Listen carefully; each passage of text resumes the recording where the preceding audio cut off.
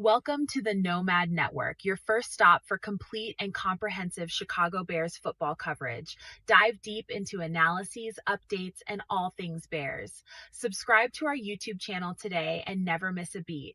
Thank you in advance for your support. We promise to bring you the best because together we're unstoppable. Go Bears!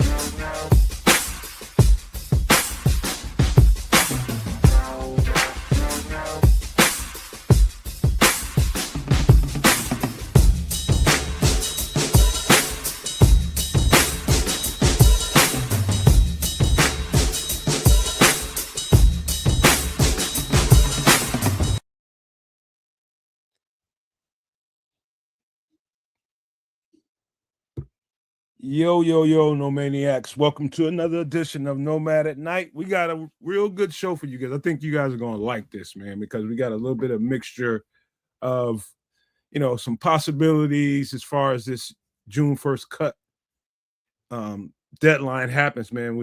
I think it happens in a few hours at 12 midnight. I'm not sure, or it may happen at 3 o'clock tomorrow. I don't know, but it's not that far away, man. And it's a lot of interesting names on that list. We took the time to kind of spotlight a few here that I think you guys are going to be interested to have discussions about. Got a little bit of stadium news or no news to that. Plus, man, I think we just capped a weekend of OTAs or a week of OTAs. I don't know exactly how many days they've been there, if they're still there. I really don't know. But welcome into the show, you all. As people start to file on in, man, thank you all for being here, supporting us all the time on all three channels. On this channel, the Nomad Network, Kids of Canuck, and Sports Chicago Style. Thank you guys for always supporting what we do. But, man, let's not waste a whole lot of time messing around tonight, man, and pass it on to Canada and see what the hell's going on with you kids. What's popping, y'all? Thank you for coming through and joining us on a Sunday night for Nomad at Night. The man is correct. We're going to go through some good old June cut potential casualties out there in the NFL. Take a closer look at that, see what's going on. Talk a little bit about your Bears, and then get some rest until we find out exactly what really transpires over the course of the next few days. And we'll have more on that on Wednesday after those cuts have actually come to fruition. In any event, things are cool in Canada. It's a beautiful day. Enjoyed some time out in the backyard, but no further ado, Triple R. Big up to everybody. Welcome in. Make sure that if you do partake and play the market, which we all do as we are here on a May 31st off season, that we buy Luther Burton stock. Once again, Blue Horseshoe loves Luther Burton stock. So we got OTAs, we got all the stuff that Nomad mentioned. It's Sunday night, prepare for the week ahead if you are one of those people that need to prepare for the week ahead. But we got you. So pull on up, y'all. Oh, and no, everyone in the building. Look at that. It's good to see you. Shit, we are somebody, not Evie up in this. Bad 33 kitty. Evie like a Chevy. I'll never forget that. Evie like the Chevy. Yeah, super good to have you, Evie. Been a minute. Always welcome. Thanks for coming through. Hey, y'all go enjoy this show, man, because it's all about possibilities tonight. We're going to get into a little bit of OTA conversation, but real quick, before we get into all that Bears conversation, let me check in and see. Kids kind of told me what it was in Canada. Unless you got any other, you want to embellish a little bit on what's been going on the last few days, you can go ahead. No, nothing special, man. Things are pretty status quo. Just really hunkered down, kicked it with the family, and enjoyed some of this semi-decent weather. Because, we really waiting on summer to kick in. We're kissing June now. Let's keep it like that. Hey, man, how far is Nova Scotia from you? Far. And when you say far, give me some kind of. So here's context. So I'm closer to Syracuse, New York is probably the closest. There's a couple of spots in upstate New York that I'm closer to, Ogdensburg, Watertown, but let's just say I'm close to Syracuse. Nova Scotia is on the Atlantic coast, right? So it's probably, I do business out there all the time. It's about a 2-hour flight. If you were to drive from where I'm at, you're driving probably for a good, I don't know, I'm gonna say maybe 18-hour drive. It's far. Why I mention it is I just saw Close to Niagara, not too far from. Well, like I'm far enough from Niagara, but like we're in the same province. We're not that far. I'm friends with somebody there on social media. Few people. It's freaking snowing there. It's snowing in Nova Scotia right now. That's what they told me. Damn. Not now. No, that was a couple of days ago. It was a couple of days back because so the company I work for is stationed in Nova Scotia, and my coworker was telling me that they caught a little bit of snow. I was like, seriously? And he's like, yeah, it's cold. It's cold out there. So I'm not like, I'm kind of surprised because it's also beautiful. Like, now that I've had the chance to go out there a couple of times and check it out, it's gorgeous, man. Like rolling hills, beaches, boats. It's kind of like, I don't know. It's like it's coastal, and it's really that coastal vibe is a cool thing, man. It's just cooler than regular inner city stuff, as far as I'm concerned. It's wild. Now, when that, it was a lady that told me that, and I ain't believing. Then next thing you know, here comes a guy that's from Nova Scotia with the video, and I'm just like, God dang. I mean, Real factor, man. R.I.P. Pat Stay. R.I.P. Bender Stratocaster as well. If you know Pat Stay, you might know Bender. Bender's from my city. Bender is insane, but that's because he used to listen to yours truly. But anyway, Evie says in Western states, even it can snow in June. You got to be like up in the mountains or something somewhere. Oh, so you're on the other side of Lake Michigan. Okay, all right. Okay. Oh, and thanks, Evie. She corrected me because I think may have all of us, but I posted that OTAs are happening right now, but it's not OTAs. It's voluntary mini camp. Mm-hmm. Technicalities, damn it. But just to clarify. All right. Anything going on with your trips? Nah, I'm good. Let's go. Well, I do have a little bit of story to tell. Yeah, I always got one. You guys know what I've been going through with this landscaping thing. I finally. So you get it? Did you get it uprooted or what? Trying to trim it.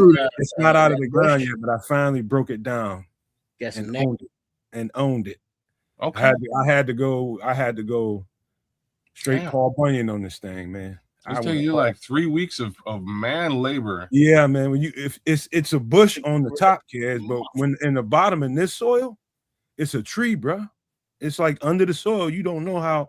I mean, this thing is all under the sidewalk, and so we was thinking about ways to get this thing. First, we were gonna wrap it on with a chain and pull it out of the ground. I was just like, no, man, because if we pull it as deep as this thing is, it'll probably pull up the concrete. You might pull the concrete up with it. Yeah, you're right. You got a whole other problem then. But anyway, one of the things about me on social media, I don't, and this is just for everybody, anybody that follows any one of these channels, if you really, really pay close attention, I'm one of those people that really goes the extra mile when it comes to, I don't like the race relations in the country right now. And so when I see an opportunity to kind of put some of that stuff at ease, I'll take it, so lo and behold, I'm over here breaking down this bush, and a Latino guy is there working on my mom's house.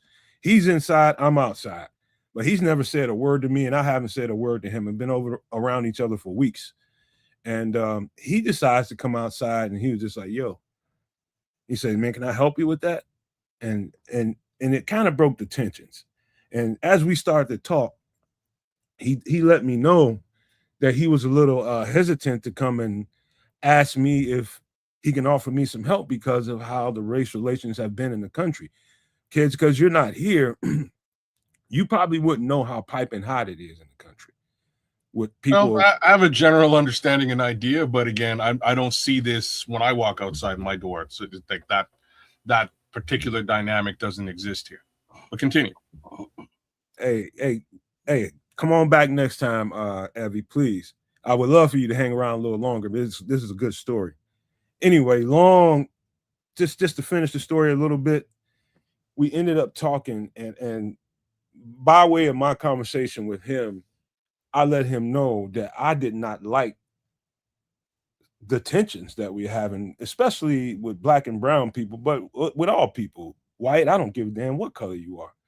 I really don't. And we talked a good while about that, man. We talked for about an hour and a half about all of that. The beautiful thing about it was he was just as upset about it as I was. And it was, it wasn't like I was just sitting out there thinking, what could I do to go in there and ask this guy for help? He just saw me out there struggling and wanted to see if he had a tool or two that can help me with the job. And, because of all the tension in the country about race, he was hesitant to come out there and say something to me. I don't know if he thought that I was going to pop off on him and be like, get the hell out of my face, and start treating him like, a lot of people are treating brown people in the country. I'm not like that. And he found that out real quick. And so that was the beautiful thing that happened this weekend. The conversation ended up, spilling out into other things that we can do to kind of, pollinate each other's seeds, man. You know what I mean? Work together, do different things. And it was beautiful. He wants to introduce me to his people. And, I love stuff like that, because there's always a little apprehension between people when you have situations like this that's going on in the country. There's apprehension there, some of it unspoken, some of it spoken to, but not in the right way. He was man enough to come out there to ask me, can he do me a favor? And I was just like, hell yeah, man, help me out. He was like, oh, cool, man. You cool, man. I'll help you out, man. Ain't no problem. But it's just it's a snapshot into the trouble in this country with race relations right now. Is awful. And anything that I can do, even on a very micro level, I am definitely willing to do that. I let him know that. And he's the same way. He hates it. I hate it. Let's do something about it. And so C's got pollinated the other day. Well done. Well done. But yeah, other than that, man, I got swollen hands, bro. My hands look like Mickey Mouse right now, man, because all the physical labor I've been dealing with in the last 48, 72 hours, I was trying to finish up that thing over there. It took me hours to get that thing moved and shaken up. I was beating on that. And then the very next day I had to, do the garden, man. And I had to till that thing out. And because there's so many leaves on this thing, like it's mounds of leaves on this thing. And so it's not a regular just go across the surface of the soil. And it's real easy if you have to do that. But when you have leaves on top of this thing, you got to dig, so you got to take that tiller, turn it up and dig into the ground and just keep going. It's a methodical process. And my hands are still a little bit swollen from that. So, physical labor, I've been on that shit this week. And yeah, I'm paying for it right now. My back's tight, my hands are swollen, but hey, sweat equity is worth something. And keep you healthy too. Yeah, save you a few dollars. Yeah, I hear you, Scrolls. Around the way, the neighborhood hypes do that for like $5, $6. Scrolls is right where I'm at, man. I see the chat. I'm gonna put it up here. Just turn on the chat so everybody. Oh, don't put that on. I'm not gonna put it up. He's right though. I mean, he's right. It's awful. Just know if you run into Nomad, you might not know you run into Nomad. And people that love to say that N-word, just know. There was a situation. You're gonna go away wearing an ass whooping. I'm just telling you. This past weekend, where unfortunately it had to be racial, but it was like a high school graduation. Did y'all see that video clip? Because there were many different angles. You saw it, Nomad? Oh yeah. Okay. Well, it was a black lady and a white lady an argument over seating for the graduation on the front row in the bleachers there. And it ended up with the black lady having to be so frustrated and to the point, because she had been called all kind of N-words. The white lady did this. And then the white lady took her cell phone, the black lady's cell phone out her pocket and threw it, off the bleachers, down onto the court, where down there. And the black lady looked so exacerbated, and she just turned in frustration, turned back, was like crack, right in the middle of a white lady's grill. Put her right on the pockets. Busted her shit all up. So and then the white lady's people who was there was like, kind of looked like, yeah, thank God somebody finally hit her ass. Because they had to look like, you embarrassing us, lady, but we your family, but we used to your embarrassment, and thank God somebody finally hit her. Remind you, kids, he said a kid's graduation. Yeah. Somebody had to get put on their pocket. This is one of the more memorable times in some kid's life, and she got to get put on her pockets because she couldn't stop harassing some black lady for nothing. All right, now she's all up here, and the sheriffs had to come in and get her. It's just embarrassing for everybody. Whole sad state of affairs. Yeah. But that's where we at as a country now, kids. They're empowered, and when I say they, I mean they. So what you're saying is like you're just back where you were all of the whole time when America was great. Oh yeah, I remember that time. Yeah, that was a real shitty time for everybody.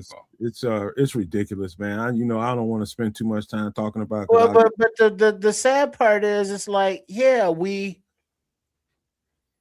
people on that side now are the quote unquote victims, because it's like, well, why can't we have differences of political opinion and still not be friends? It's like, well, your political opinion wants to put me in bondage. So yeah, there is no compromising with that from my part. So yeah, man. So I mean, that's what it's coming down to, kids. That's where we're going back in 2026. I'm gonna choke this off right now before it goes somewhere it don't need to. I'm glad, because the little homie that like, I don't want to give that little homie any press. You know what I mean? Like, if y'all know who I'm talking about, he gets no press. So let's continue on and let's talk about our favorite football team. All right, man. So we have heard everybody's going goo gaga over OTAs. There's a couple great throws. Minicamp. Yeah, great throws from Caleb. It was minicamp, and thank you, Evie, who's not here right now, who let me know that's not OTAs. That was minicamp. Mm-hmm. So some great throws, man. Some great throws. One that I seen was to, I want to say Luther. No, it wasn't Luther Burden. What was it? No, there was I know exactly what you saw, because there were only two, thanks to Bears media, and that's all we got. But there was a scramble because Austin Booker, I guess, jumped off sides or immediate pressure. So Caleb rode to his right. He did that jump man pass, and Rome Odunze came all the way across the field and cradled the ball for the touchdown. And then kids, there was another pass down the left sideline, kids, where Caleb lofted the ball, and Xavier Thomas went out with his hands to catch the ball, because he was like 4 yards in front of Tyreek Stevenson. Because granted, they not wearing pads or nothing, but yeah, he toasted them, kids. Yeah, because no maniacs, Canuckers, everybody, Sport Chicago Stylers. I'm just so smitten with Xavier Thomas. It's just not fair, and I can't wait to see what Ben Johnson does with that little joystick of a fella. But yeah, I'm sorry. Go ahead. I think one of the unseen things in that, I remember this time last year when Ben Johnson first got here, and during this particular part of the season, Caleb looked very mechanical during that part of his progression through, who are his targets here, this layer, and this layer. It looked very mechanical. This year, that shit looks smooth and effortless. That year in the system has done him wonders. He just glanced over his progressions and boom, he knew exactly where that ball was supposed to be. Big difference. Little things like that. You can't really suss out much in a clip like that. But if you look at that versus what it looked like last year, it's like two different planets, man. He was very mechanical last year, but that's what time in the system will give you. Well, then it's also reflected in comments not only from Ben Johnson and Caleb himself, but when they have the interviews, it was one of the defenders who was obviously here last season, but then also like Kobe Bryant, he wouldn't know though. But they were like, Caleb is more comfortable with the offense. It was one of the defenders was like, he was just bad. He's more resolute with his decisions. He's doing a lot more pre-snap reading. And I haven't heard specifically about his footwork being good or bad. So I'm going to take that as a good, because if it was bad, I'm sure somebody would have said something by now. But the confidence and the plays, they're all getting in and out of the huddle faster. They're not thinking as much about, where they're supposed to be play wise. It's just more playing. And Luther Burton, congratulations, because he proposed to his fiance or his girlfriend, now his fiance. Hey, congratulations, kids. But he was saying he, is no longer thinking. He's just out there playing. And so now we can see the well, we can't see it yet because, damn it, OTA or damn it, we can't see shit. But from everything stated from the people who can see, the practice, they're getting in and out really snappy, a lot smoother than last year, their first implementation of all of their process. So the returners know what's going on, and now the free agents and the rookies are picking it up. So we're getting this thing rolling early. You know what, Trips? I'm glad my mind just goes to a place when we start talking about young talent and new systems and stuff like that, and how the learning curve works for everybody. It's not the same. I'm sure I told this story before, but I'm pretty quick when it comes to processing. You know what I mean? You show me something, you tell me something. Once I get it, I got it. You know what I mean? I'm going with it. And like for me, my first year in college wasn't like your average freshman in college, and I'm seeing everybody around me struggle with the volume of information and people people will lean on me, man. And it's because I don't know if it's because I just process information pretty quickly, or I just love the game and it just came easy for me, and it was just I like to do it.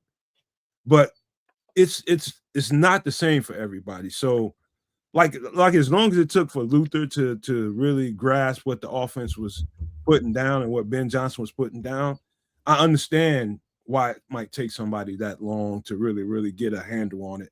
And even today, I'm pretty sure he knows that he doesn't have a complete grip on the offense. He's still learning it now. But in order to get out there and play effortless without the thoughts being in your head, making sure that you're in the right place and you're doing certain things the right way, when you're not having to think about that, you're going to definitely be a step and a half faster. And so that's going to show up on the field. That way, you every route you should be able to get you a nice amount of separation so that you can get a completion here and give yourself an opportunity. That wasn't happening so much early on in the season last year. But then also that you say that, Ben Johnson specifically said that the positioning of the balls that Caleb throws to the receivers, that they want to emphasize that yak, because of the weapons of, Loveland, of Burton, of Thomas, Swift, practically anybody on this team now that does catch a pass has the physical ability to, rack up a lot of, yards after that catch. So they want to, capitalize on that. And that really starts with the passes being in a position to where, it's conducive to keep moving as opposed to having to stop, turn around, or reach back or anything like that. So that is a point of emphasis that those words, that subject came out of their mouth. So it is, another box that we checked from last season that it's like, man, the receivers are not scramble drilling when Caleb escapes. Ben Johnson addressed that a long time ago or at the end of the season. Man, we got to get passes better so the receivers can keep going. Words directly addressing that out of their mouth. So they see what we're seeing as fans and they're addressing it. And I don't think that there's any more we can ask for. Hey, Trips, let me speak to something in regards to what you're talking about with Ben Johnson talking to Caleb about getting more catchable balls out there. Kind of what he's saying. And I've had firsthand experience with this. Strong arm quarterbacks, when they're a little bit anxious and they start feeling, pressure around them, or they just throw the ball that hard and they don't realize how hard it's coming out of their hand. I'm like, I'm 5 yards in front of you, man. You don't have to, that ball shouldn't have to whistle. You know what I'm saying? Like take some off that, take some mustard off of that thing. That's kind of what Ben Johnson is talking about. That every pass doesn't have to be a missile. You know what I mean? So that's what he's talking about with catchable balls. I got firsthand experience. Every quarterback I ever played with from high school to college all had extremely strong arms, and they threw the ball really, really hard. And I've known quarterbacks to tear up guys' fingers. You know what I mean? Throwing that 5 yard out, that 7 yard slant, that, that comeback pass. The comeback is supposed to be kind of hard anyways, just because you only got a certain amount of time before that corner can break on that ball. But any other pass, like the slants and the little dump offs and things like that, short area throws, man, you got to take something off of that. And that's just something Caleb's got to learn over time, man. Everything doesn't need to be a fastball. And so that's kind of what Ben Johnson kind of getting at there. So that has a lot to do with strength, like other things too. Footwork, just understanding his mechanics a little bit better. And once he does, he should be able to take a fair amount off that ball, man. Like he's really been one to really truly rely on quote unquote arm talent. He can just use the torso for this, for like close quarters passes. He doesn't have to put the whole in there. Yeah, you just pop that ball. All you need is this. That's all you need. Let him run up under it. Just loft it up like a little crossing pattern. Just loft that thing where he's going instead of putting it on him. Yeah, you know what I mean. That little thing. But I got a quick question from Cornell Bryant.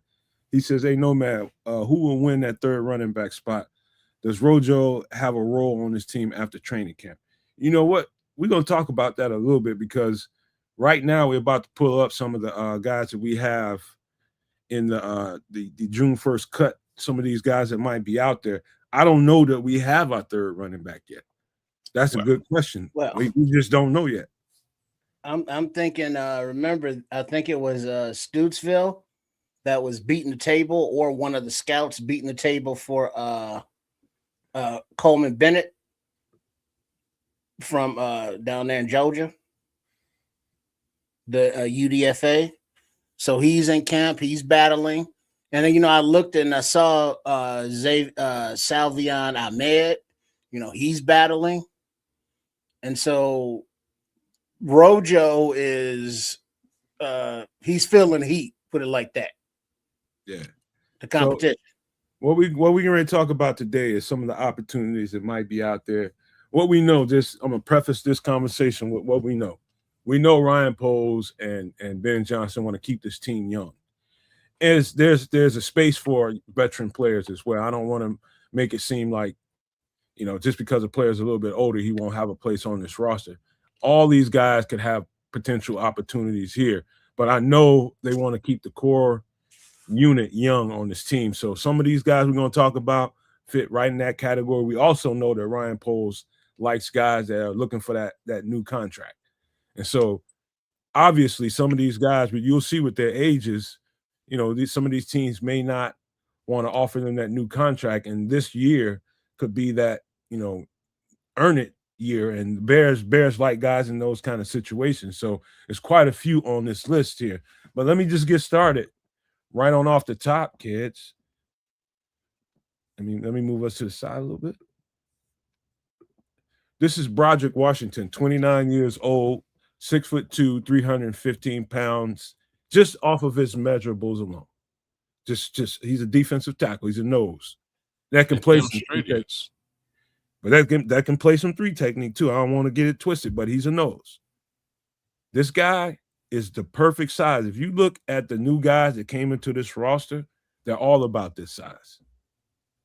The guys that Dennis Allen has brought onto this roster, all of them fit this category right here. So this guy is a horse as a run stuffer. He really, really, really fits the run well, and it's obvious on film because you got to in the Ravens defense. The one thing the Ravens going to do to you every single year is they're going to try to force you to stop running the ball.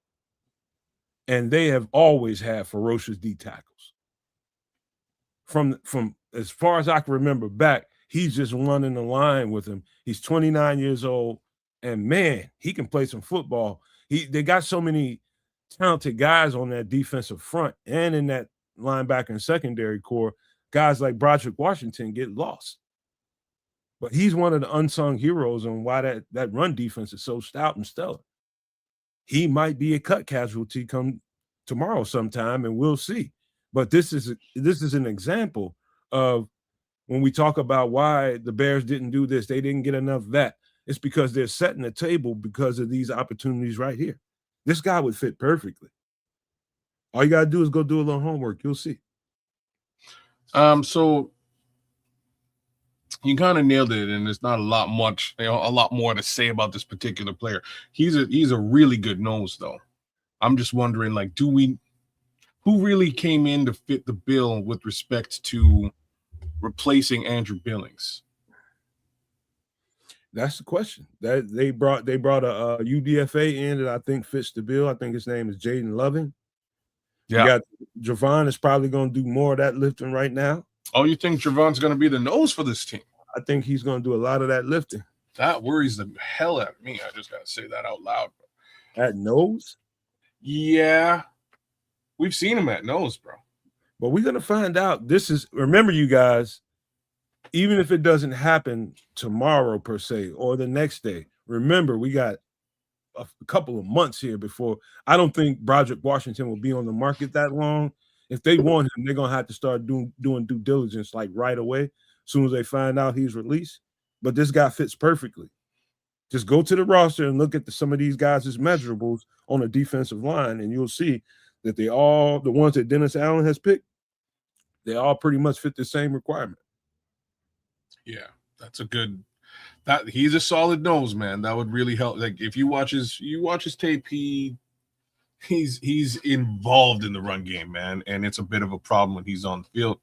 So if they don't feel that they have effectively replaced Andrew Billings, then yeah, a player like this would fit the bill, and you'd be able to get him at clearly at a decent price tag if he's a cap casualty. Well, about $6 million a year.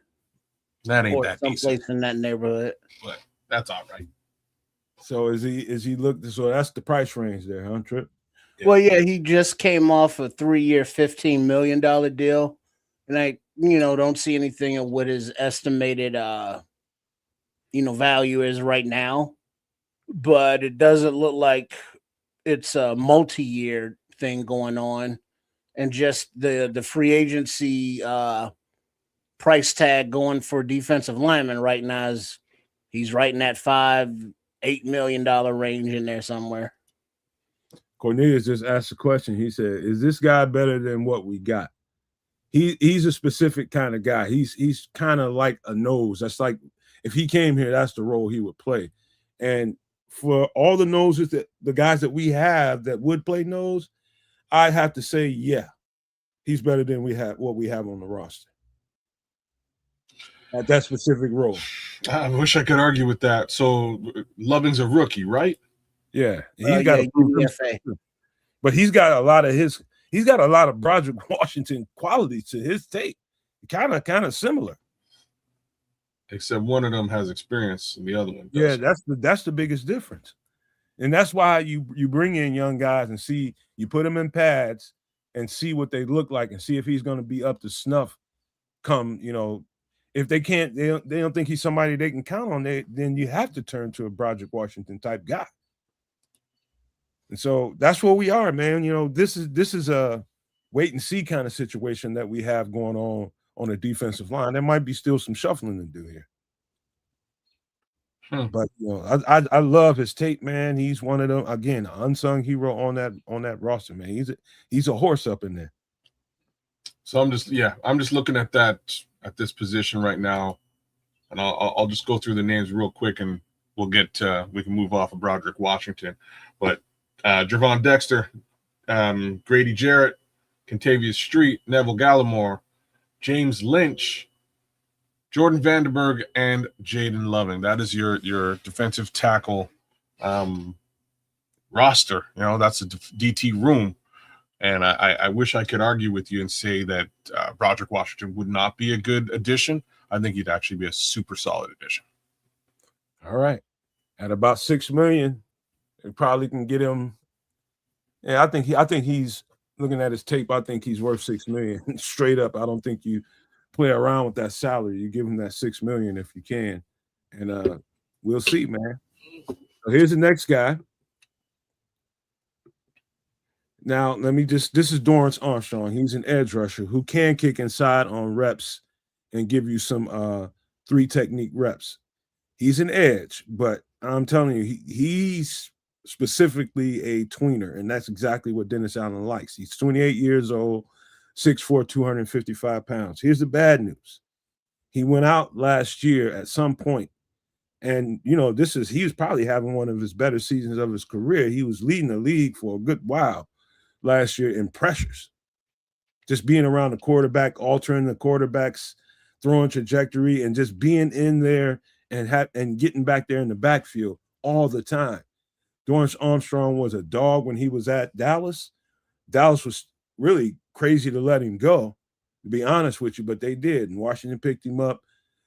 He might be a cap casualty here, man. I don't know what that knee injury is and how well he's doing right now, but at this point, he's kind of, I think he was probably making anywhere between 11 and 13 million, before all of this. But because of that, if they cut that salary and that's dead cap, you can probably, because of an injury, you could probably get him at about 7 to 8 million now, maybe less than that, because he's got to prove it now. But this guy is a dog. So he stands to make $8 million plus 3, 8. So it's close to $12 million this season if he doesn't get cut over the course of the next 24 hours. And your guess is as good as mine as to whether he's actually healthy. So I don't know if they're gonna this may be a true cap casualty. I don't know if they're gonna stick around and pay that kind of money for a guy who might not be at his best. Sacks, he's good for anywhere between 5 and almost 10 sacks a season. He's a pretty solid player across the board. Good tackler, stout tackler. I don't know. You might be able to get him at a bargain basement discount for a single year and see what happens. That 255 doesn't tell the story when you watch him play. They kick him inside at D tackle with ease at 255, and he handles it well. He's a very strong 255. I mean, extremely strong. Like uncommonly strong for 255 kicking inside. That's not really supposed to work like that. Not in the NFL level. You can do that in college because we've got another guy that did it pretty well. He's a little heavier, but this guy is extremely strong, and he is always in the backfield. The thing is, Dorrance Armstrong is a risk. Anytime he's coming off of whatever injury it is with the knee, that's going to send up some red flags, and we'll see. And we'll see how that plays out. From what I can from what I gather, he's doing really well right now. But there's that. But yeah, he tore his ACL in his right knee mid-season. But he's been seen in the team facility working out and stuff with a brace on his knee still, but he's on track for his recovery and his rehabilitation. And when he went down, he was recording 24 tackles and a team high 5.5 sacks when he got hurt. And I'm telling you, at some point in the season, he was leading the league in pressures. Like 3 to 5 games into, he was just constantly back there. Shout out Bishop and FFG out there. Big ups to MC Fact as well, man. What up, Corny? AC Adam jumped in too. What up? What up? Just giving a little love to y'all. But yeah, man, crazy. It would be an interesting addition to this DE room. I think it would be a really good rotation if he's in good standing and moving effectively well, right? I wouldn't pay huge money. I would sign him to a prove it deal for sure. Prove it deal for the year. Pretty much everybody we talking about today is a prove it guy situation. Yeah. And so I'm the smart man's money, which is Ryan Poles right now, likes to gamble on situations like this. Come in here, we can use your services for a year. If you blow it out of the frame, we might be interested in giving you another contract with a lot more money. And so, NFL's a cutthroat game, man. When you're a good player like this and you just happen to get nicked up during this time, it's tough. But I as strong as this guy's body is, I have complete faith in this guy's work ethic. From what I hear about him, he's going to bounce right on back, man. He's still young enough to do it at 28 years old. This guy's a good player, and he fits.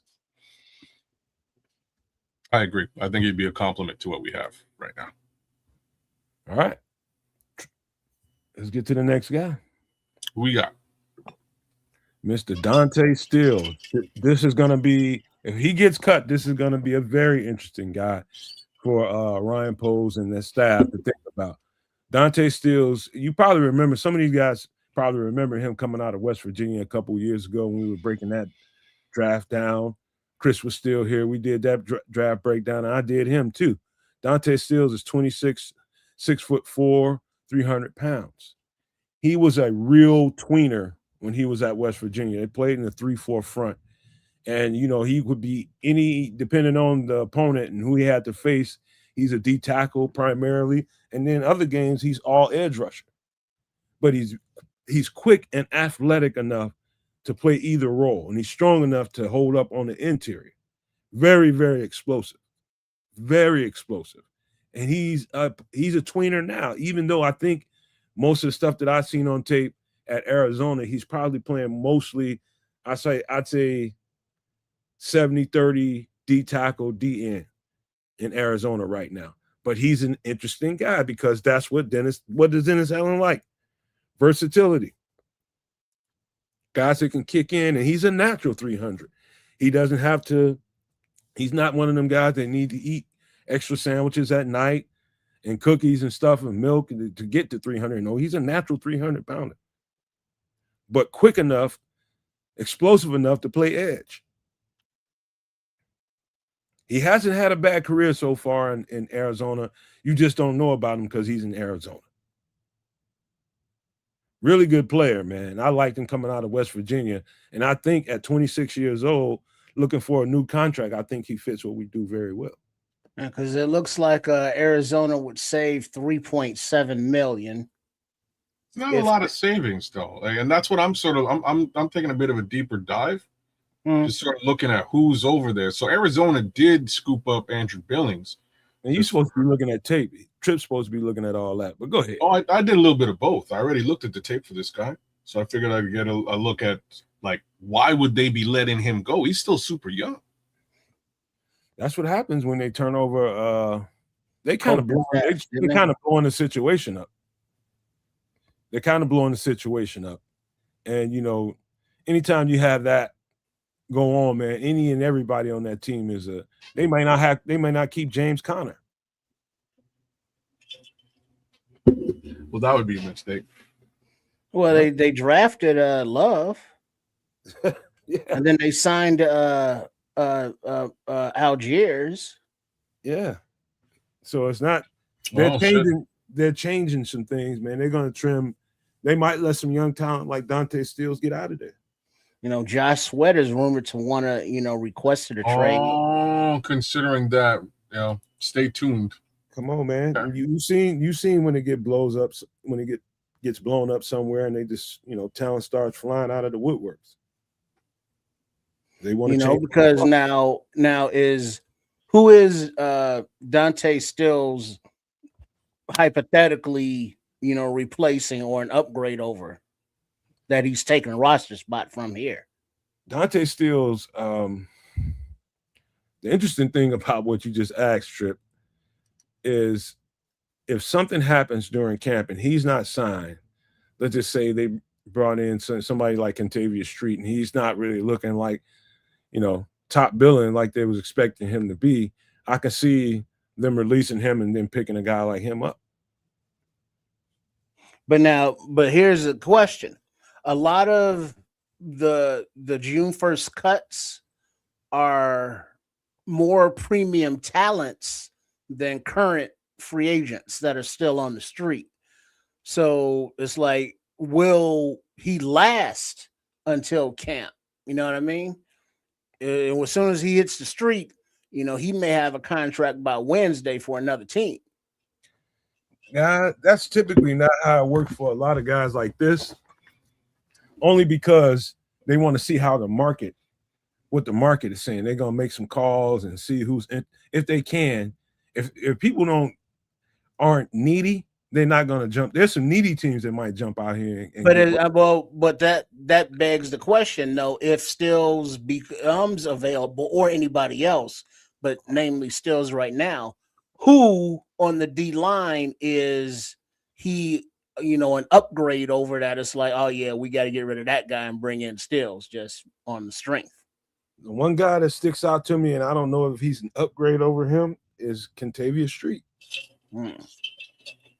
But that's again, if that happens, this is after pad. So that's why I said at the beginning, none of this has to happen tomorrow. This can happen anytime in the next month or so. You know what I mean? When they put on them pads and we find out some things after a couple of weeks, some things might shake. And if I'm Dante Steels, I'm not in a rush. If I get cut, I'm not in a rush. I get to play the field a little bit. It's an interesting conversation to be had because they're the team who selected Caleb Proctor.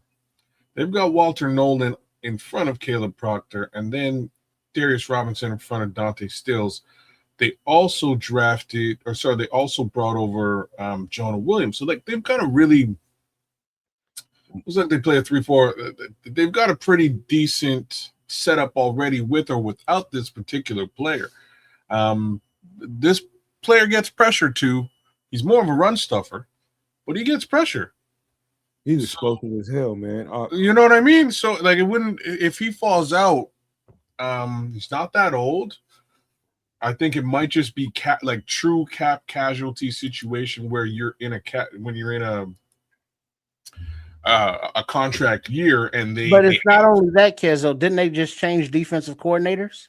Oh, they changed the whole thing. No, they blew it up, man. Yeah, right. Yeah. So he's previous regime. You're right, and that's part and parcel as to where we are. Maybe the other guys liked him a bit more than the new guys coming in the building. They also have made their selections, and this is why I brought up Caleb Proctor, etc. Mm-hmm. Those guys might just wind up being in front of this guy just because of that shift. So, is Andrew Billings in front or behind the Stills? Well, so I only let a 3 technique, man. Andrew Billings is a nose okay. guy. That's exactly what I'm trying to say, right? So I only listed the edge rushers. Mm-hmm. There's still Sam Mustafa's brother, I believe, BJ Mustafa. I didn't realize there's two. Hey, by the way, kids, Given the names that you just mentioned on that roster that they just drafted and just brought in recently, if I'm Dante Stills, I want to get cut because they just told me without telling me we're going in another direction. All right, let me go play the field, and that's why Dante Stills, in my opinion, should not be eager to hurry up and jump on the first phone call that comes his way. Well, the problem with that sentiment is just dollars and cents, right? That's all. It's like if he wants to get cut, he wants to move. I get it. You want to go someplace where you get a couple of bucks. I have a feeling he's going to get lowballed by whatever team that is looking at him. He's not going to get that much money, kid. Right now, it's about. That's what I'm saying. It's about when can I get on the field with all this talent.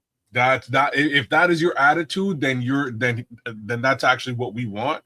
We want a guy with that attitude who's hungry and he's like, look, I know I can guap up, but I need to get on the field and prove it. So I think he's like exactly that guy, right? Like 26 years old, bit of a cap situation, kind of been overlooked and potentially replaced.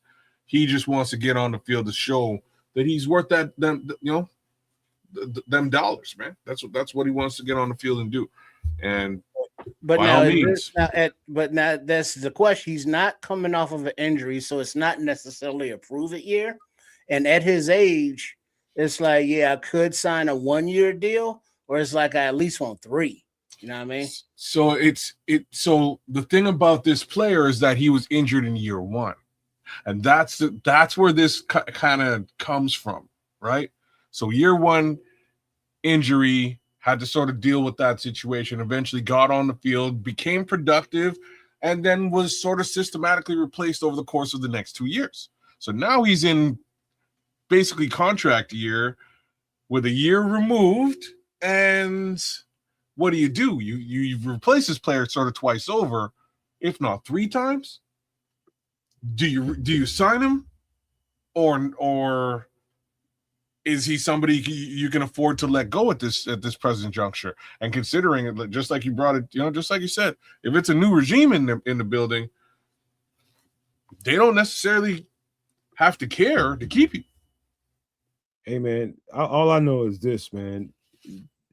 These opportunities for these young cats like this at this age, at 26, he's coming out of his rookie contract and he's looking to try to, get him a little bit of money here, and he's going to need a year to prove that he can do it.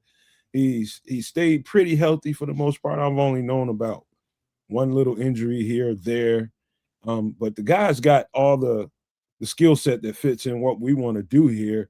And if they decide they want to go young and somebody like Contavious Street, and I think they like what they have now on the D line on the front, but it's going to be until they put those pads on.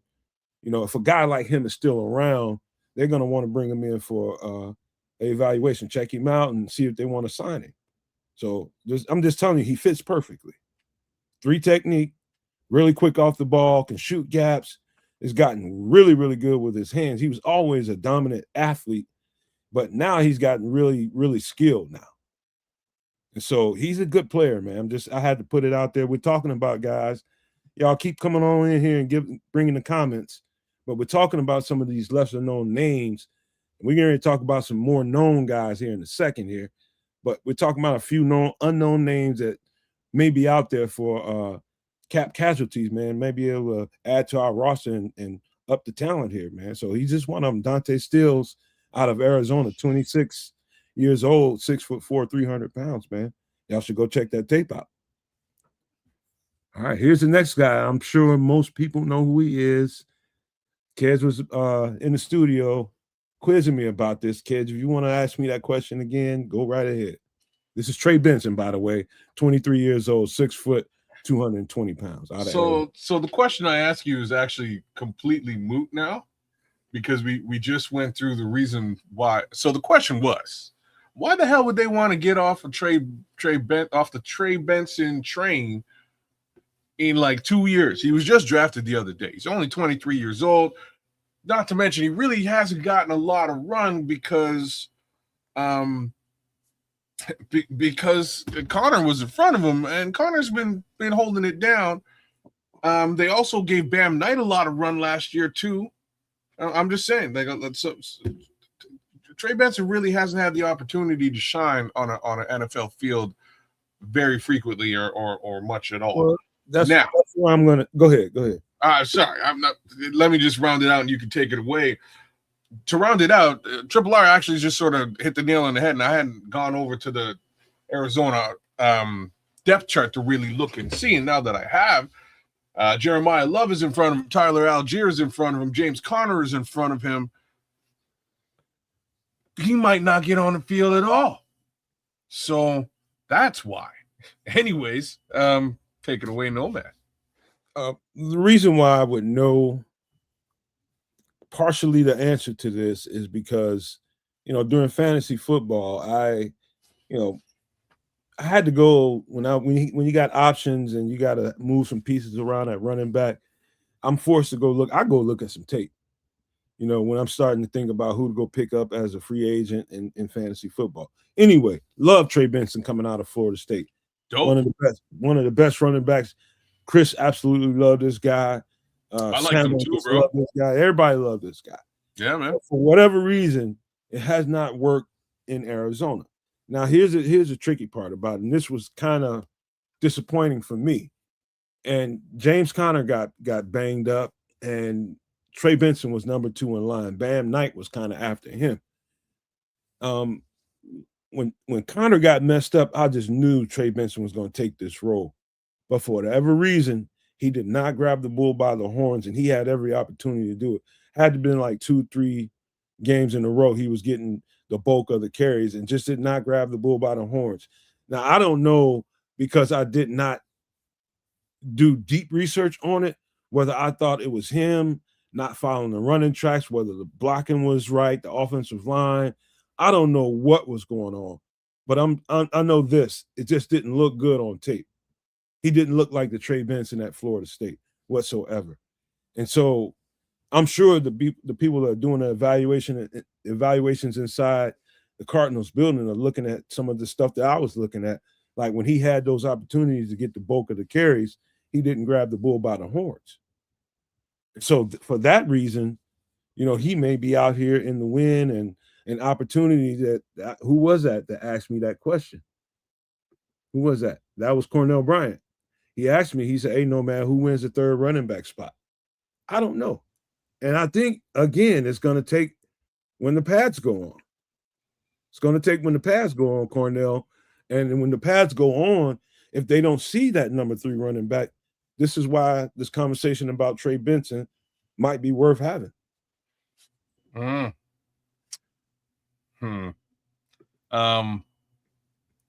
What up, High Bear Chief? What up, man? What it do, Chief? Now, highly possible that the third running back is Savion Thomas. Just want to say that out loud as well. But I do think that Coleman Bennett will get a shot because they're going to need a bit of they're going to need a north-south bruiser type back as well back there. So my guess, if I'm guessing, Salvon Ahmed doesn't necessarily make the team. Sir Mr. Johnson does not make the team. And they sort of alternate between lining Xavier up, coming out of a wide receiver's position into the backfield, or Coleman Bennett in situations where you really need to go north-south. Hey, kids. Go ahead, Trips. Go ahead with your thought.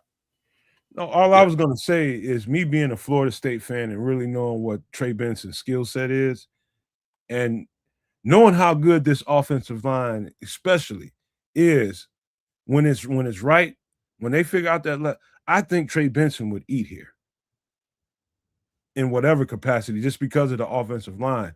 I'm just thinking about some of the tape I've seen. I don't think that Arizona offensive line was really good at all. So, I think that was part of the problem, but, some of these other guys circumvented that. Connor and Bam, they did okay, but they didn't do very well. No, Connor did. No, Connor did do very well. He did. He's just a big dude, man.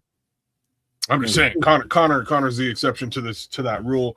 Bam had a couple of really good games, And just like you're saying, you would have thought that Trey would have picked up the torch when it was handed to him. He didn't. So it's a bit of a wild card there. I'm a little confused as to why that didn't work out. You're right. Maybe it was O-line, but then you look at these other backs, and I don't know if that was really the situation over there. So I would not be surprised, unfortunately, for Mr. Benson if he falls out of favor in Arizona. Yeah, and my comment was actually, all right, DeAndre Swift, Kyle Monangai, Roshan Johnson, Britton Brown, Coleman Bennett, Salvon Ahmed. And that was remember when Travis Homer was running back, wasn't he running back 4? Sure. And but he was only a special teams guy, basically. So if they do, however, get Xavier Thomas on the roster, whether it be at wide receiver 5 or 6 or running back 3 or 4, he's going to have his skill set and do what he does. But it's just, how do they, divvy up the roster spots? Well, this is you're nailing it, right? So I have a feeling they're going to keep him as a wide receiver. That being said, they may shrink the RB room, right? And that's really what I was sort of alluding. They may shrink it. This past year, we had 4 guys. One of those 4 guys did absolutely nothing with respect to the RB room. Don't be crazy, kids. You got to keep 4 running backs, man. I'm not being crazy. Like, that's crazy. You have to keep 4 running backs. Well, last year they kept 2. Well, you only saw 2. Well, they had Britton Brown on the practice squad, and he came up like a game or 2. I got to say this, man. I love this comment. I'm sorry, y'all. I love this by High Bear Chief right here. He says, maybe with the Bears' ability to stretch the field, we might see a different Trey Benson. That's kind of what I was alluding to. The strength of your offensive line, like no running back, I don't give a damn. You better be Walter Payton and Barry Sanders, and your line is irrelevant. Other than that, no running back is any more as good as his offensive line. And then put it like this: I'm also not going to be mad at a 23-year-old 6-foot guy, 220 pounds, that's running a 4.3, 4.4, being in competition, for a roster spot. Ain't nothing wrong with that. You're looking at a different guy. High Bear Chief is right.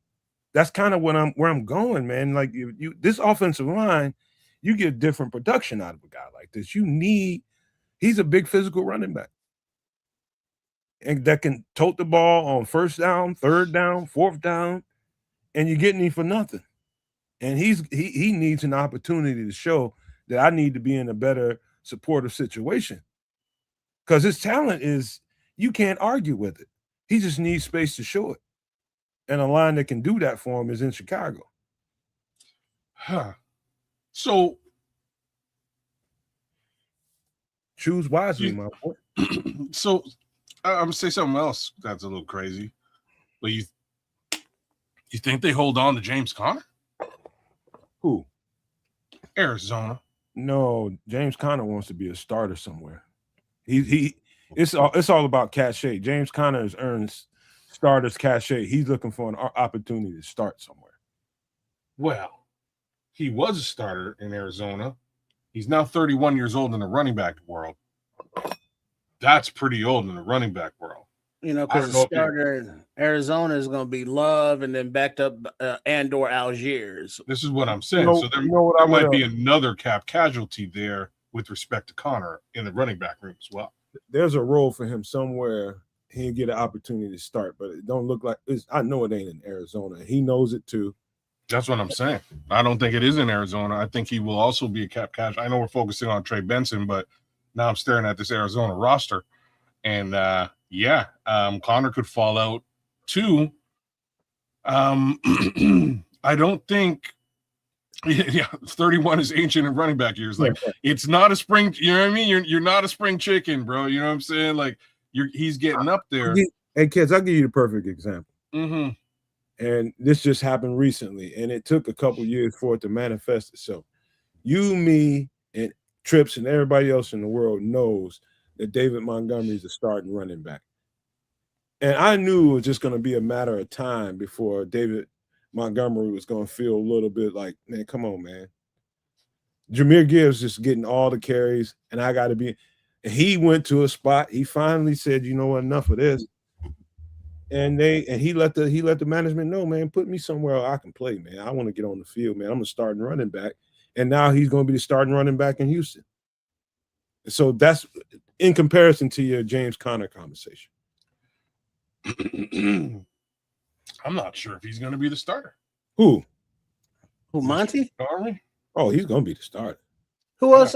Who else is he competing with? I got to check that Houston roster right now for because he was good with teamwork, but he just the lack of fleet of footness is his detriment. He's a starter. I told you. He's just a little slow. He's replacing a guy we're going to talk about in a little bit. Don't mention it. No. I won't mention that name. Wow. Yeah. You only have so many years on your NFL body. And you ain't gonna, even though you might have loved what they had going on in Detroit, you want to get a little disillusioned with it, knowing that you got more to you than what they putting on display in Detroit. He's like, man, send me somewhere I can play. I gave you everything I can give you, man. Send me somewhere where I can get on the field. I'm a starter. Well, he made the mistake of going to Detroit. I thought so too, but he thought he was going to get a ring out of that, and he didn't. Yeah, he made the mistake of going to Detroit, and that was what it was. It's an unfortunate reality. Strangely, at some point last year, and this is why I was like, he's not the starter in Houston. At some point last year, Houston may have had 8 running backs in their room. It was like a crazy stacked room. And to be straight up, like I would say 4 of those backs were high caliber. So Woody Marks is the guy who's behind David Montgomery right now. He's a solid running back too. But yeah, right now, you're right.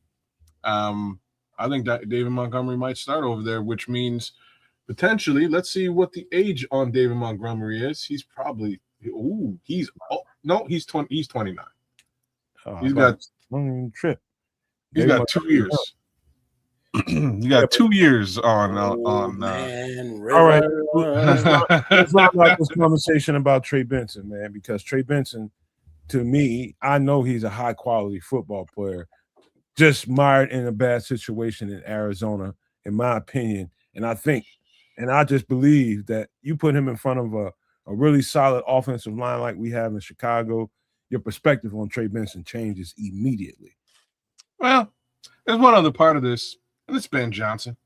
Yep. Right.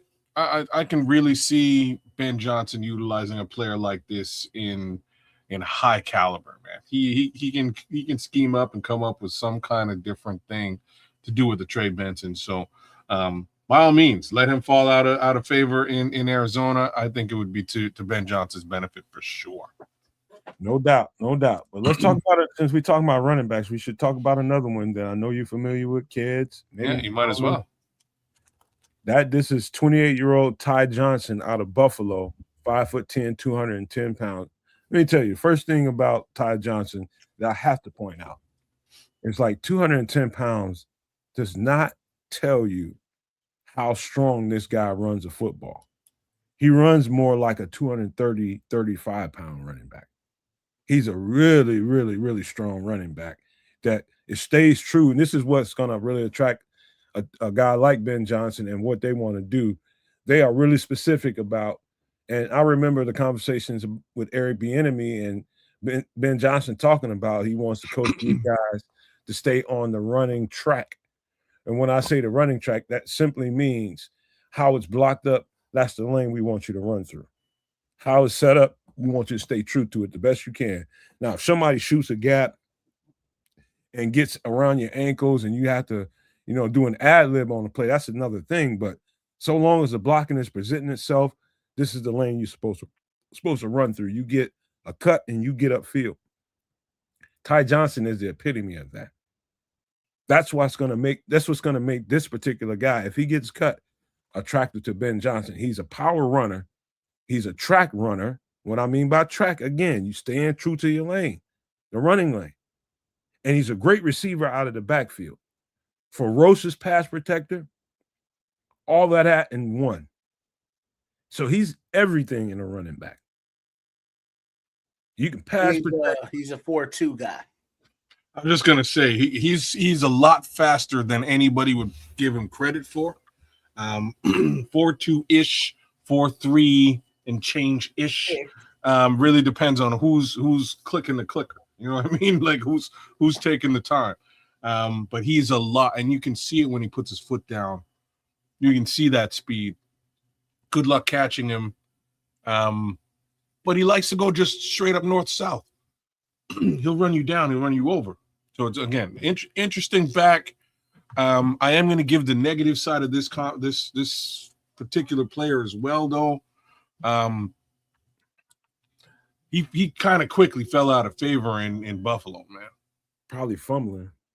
That has not helped him. Keeping the ball in his hands. Hold the shit, Buffalo. And that ball is like snot slick, boy. Well, I'm not sure if it's getting any better in Chicago, but it's like that. But you can coach that out of a player, man. Fair. I am going to see again that fumble bug definitely caught up with him. But it ain't just that. Like, so he's been replaced by. He's 20 years old. He's been replaced by, I believe, 3, if not 4 running backs at this point. So most definitely, like, I would be shocked if they continue to keep him on the roster this time around. This year, dollars and cents have sort of creeped up. They're going to have to pay this particular player. I'd be shocked if they keep Ty Johnson on the team, and it's not for lack of ability at all, but they've moved on with James Cook as well as Ray Davis. There's a couple of backs sort of in front of him at this point, so I do see him falling out of favor and winding up in free agency. They just got DJ. They ain't gonna be able to afford Ty Johnson. There you have that. One more reason to sort of clear out some additional cap room, right? So I highly doubt they're going to be spending, real running back contract money on Ty Johnson, unfortunately, in this case, especially after the signing of DJ Moore. You're right. This is a good supplementary back that at times I watch a lot of him on film too. Because I watch a lot of Buffalo. I don't know why. It must be some of the guys that they have. I watch a lot of offensive line playing Buffalo. And this guy, you would not know sometimes the way he plays and some of the explosives that he makes, and you keep asking yourself, how come he's not the starter? But when you got James Cook in front of you, he's never going to be the starter. So he's got starter quality to him as a running back. A number 2 or 3 in Chicago with Ty Johnson, our running back room just took a whole nother step. A whole nother step. If he's anywhere in that running back rotation with what we have on the roster, you can forget it. You can forget it. And what's the dollar value on this guy, Trips? What are you looking at there? You muted, bro. Unknown right now because I don't have any estimates, but 3 to 5 million probably. It's going to be low wallet share money. Yeah, it's not going to be 3 to 5. 3 to 5 is my guess. It might be a fair amount less than that. The only reason I'm saying that is, again, he's been replaced a couple of times. He wasn't starting. He didn't tote the rock very much at all last year. Right, because his last contract was $2.5 million a year. Yeah, 2-year, $5 million deal. So yeah, so $5 million for 2 years makes sense. I think you could probably get him for about 1.5 a year, maybe on a 2-year deal at this particular juncture. But that's just me. I think he's a high quality supplementary back. I mean, when I say high quality, he's up there at the top of any backup running back in the league, in my opinion. I don't know too many backup running backs as good and qualified in every area that you need him to be. I'm talking about as a receiver, as a short yardage back, as a whatever down and distance you need, pass protector. I mean, he does it all, bro. That's why he stuck around in Buffalo. I'm sure they want to pay him, but they know they probably can't. And so this is going to be a gift for somebody in this offseason, and I hope it's Chicago. You think they want to pay him in Buffalo? Yeah, hell yeah, he's good, man. I don't. Again, I He's find that good, idea man. hard to believe, just because they drafted at the running back position twice over this particular player. They know they can't keep this guy. Well, they could have. That's what happens in the NFL, man. When a guy prices himself out by his play. And that's when teams, knowing salary cap structure, have to go young. And no matter how they might like a player, they know they might have to just part ways with him. Unfortunately, that's how the game goes. Yeah. It's not because he can't. Man, this guy is a dog. Ty Johnson is a dog. Make no mistake about that. And they want to keep him. He brought some of the personality to Buffalo's offense, man. He's a dog.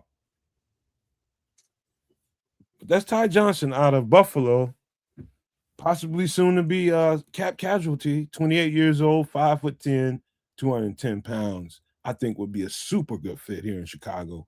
110%. But here we go with the next guy. This is going to be interesting. A little bit older trip, so don't. I'm glad he ain't on here. This is Grover Stewart. Let me tell you, he's 32 years old, 6'4", 315 pounds, right there in that category where Dennis Allen likes him. Let me just be openly clear about what this guy is. Number one, he's drafted out of a HBCU, late 6th, 7th round pick, and worked and built himself into the player that he is. This is during the Flus time in Indianapolis. That was a great defense they had going on in Indianapolis. Some great players on that defense. This guy, let me tell you something. You look at the tape on Grover Stewart from where he started to where he's at right now, and he's the epitome of, when you heard Flus tell this story that he thinks that D tackles and defensive linemen get better as they age, Grover Stewart is the epitome of that. He's just gotten better and better and better and better. Perfect example of how. DeForest Buckner, who's the one of the best three techniques in the league, got hurt. He had some kind of neck injury and missed a significant portion of the season, which is why they ended up bringing Neville Gallimore ended up playing a lot of reps because DeForest Buckner got hurt. And that's what some of the better reps I've seen Neville Gallimore take is because DeForest Buckner got hurt. Now he's playing a lot of three technique. Neville Gallimore is, but for the first time in his entire career, Grover Stewart is getting supplemented in there at three technique. He's getting moved away from the nose tackle and getting the three technique role and playing the dog crap out of it. I mean, playing it. Grover Stewart is at the peak of his career right now and getting better at 32 years old. This guy, Big Grove, is a stud. You understand me? If Indianapolis has to let him go, that's going to be a sad day for their defense. A very sad day. Now, if Grover Stewart is out there on the market, now this guy in particular, he will not be out there alone. Top 2 or 3 nose tackles in the league. At times is the best. That's how sure I am about this cat right here. He is a horse, a workhorse, and a run plug. And he knows the system because that's all he's played since he's been in the league is in a 3-4 front. He knows everything. All he'd have to do is come here and learn the verbiage. And off he goes. One of the best nose tackle I've seen in the past 10 years. So why do you think this guy's a cap casualty? Because they're changing. And he's getting older, and Grover Stewart probably. I'd say Grover Stewart in the real world probably deserves $10 million a year, but he's not going to get it because he's 32. And they'll use that against him. But they're changing things up in Indianapolis. They're going to probably lose Kenny Moore, too. I don't know if you heard that. But, yeah, they're getting old. That defense is getting a little older, and they feel like they need to get a little younger and, restructure some stuff. And Grover Stewart might be a casualty of it, but this guy is going to, wherever he goes, some team is going to win a goddamn Super Bowl. Yeah, this one I think they bite the bullet and they keep him. It's just because nah, they ain't gonna keep him. I don't. They might not. What's the dead cap here? We did Juju. We did a. You know what? The dead cap is actually promising here. So they could cut him here. Dead cap is only. This is the out. Dead cap's only $2 million. They are kind of on the hook for about 13 mil. If they 14 and change if they keep him. So this is a tough one. You have the guy under contract. You spend a bunch of money. I don't really see them having somebody that that could just step up and clearly replace him. No. And that's the problem to me. And that's the reason why I think they might just hold on to it's a lot of money, contract man. they have. What's that? It is a lot of money, but the other thing is we are talking about the Colts. They don't they got Tommy down there? Tommy who? Adebore? Yeah. He's a 3-tech, man. Yeah, he's there. Nah, he's well, yeah, no, he's a 3-tech as opposed to a nose, you're right. They don't really have. They have Cam Ball. Like they don't really have. It's good as a really have a fair replacement for him. Like they could move Tommy over. As good as a 3 technique as DeForest Buckner is, as good as a slot corner that Kenny Moore is, Grover Stewart has been the best player consistently on this defense for at least 3 years. And that's only because DeForest has been in and out of the lineup because he's getting a little nicked up in his older age. But Grover Stewart has been the best player on this defense for 3 years consistently. And that consistency sticks out to coaches. They know ain't nothing going to change if you put him in a different helmet and shoulder pads with a different jersey. Grover Stewart is Big Bro. They don't call him Big Bro for nothing, man. He's dominant. It's another opportunity for us out here.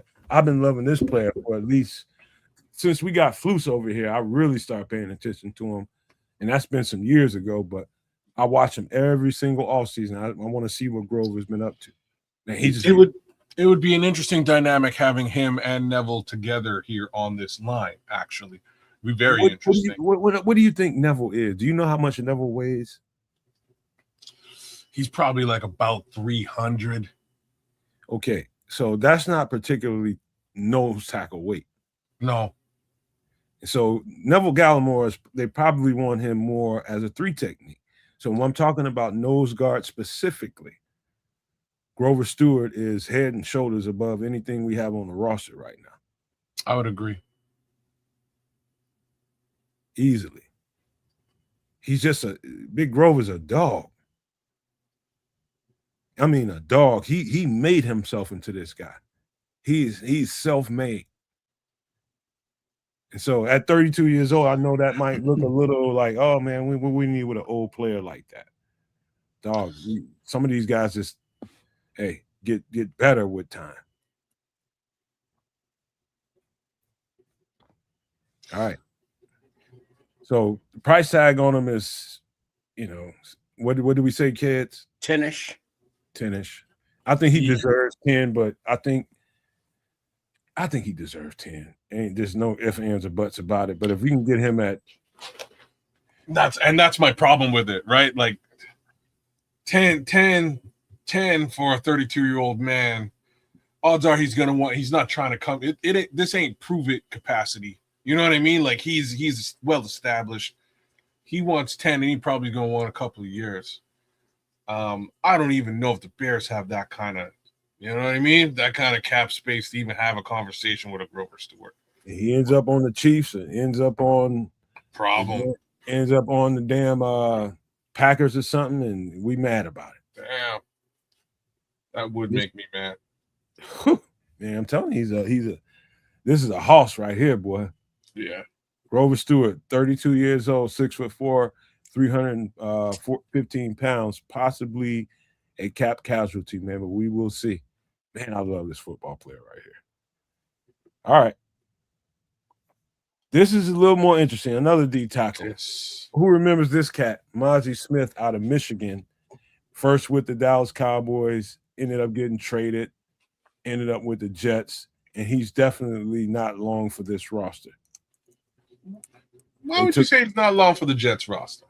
Because he's not. All you gotta do is just do a little homework, and you'll know that, you know, the minute they made the trade for him, it was all about just getting what they can get out of number 95 that they traded to the Cowboys. I forget his name right now. Lawrence? No. The D tackle. What is it? Why am I blanking out on the D tackle? Washington? No. Hold on. I got you, man. Just give me a second. Quinnen Williams. He's actually listed as a DE. Would you believe that? Yeah, he's an edge. That's crazy. So Quinnen Williams, he got, you know, sprinkled into some of the sweetness that got Quinnen Williams in Dallas. Yeah. And so I think from what I heard right off the get-go, you know, Mozzie Smith wasn't going to be long for this roster because he's 24 years old coming. He's got to prove it. Now, let me just tell you what I saw on film with Mozzie Smith, even in Dallas. And I didn't see much in New York, but I was just looking heavily at the Dallas tape. One of the things about Mozzie is, in my opinion, I think Mozzie, he in Chicago, let's just say we grabbed him and decided to start working on him, immediately dropped 15 pounds, and he's a problem. Because I don't know if he just wasn't recognizing, you know, the snap counts and wasn't getting off the ball with the line of scrimmage, with the defensive lineman, because he just wasn't seeing it or hearing it. I don't know what it was, but he's just a little slow off the ball. Something that I didn't notice when he was at Michigan. I didn't notice that whatsoever. Somehow he gets to Dallas and him getting off the ball, you know, quickly is inconsistent. I don't know what the hell that's all about. I can't tell you that I know it, but I know I saw it on tape, and it was kind of like, man, what's going on with you? Something's amiss here, and I don't know exactly what it is, but he's too young and too talented for teams not to say, you know what, we want to keep our core young. We're gonna work on this guy, love on him, and get him where he needs to be. Maybe trim a few pounds off of him and get him back explosive like he was at Michigan.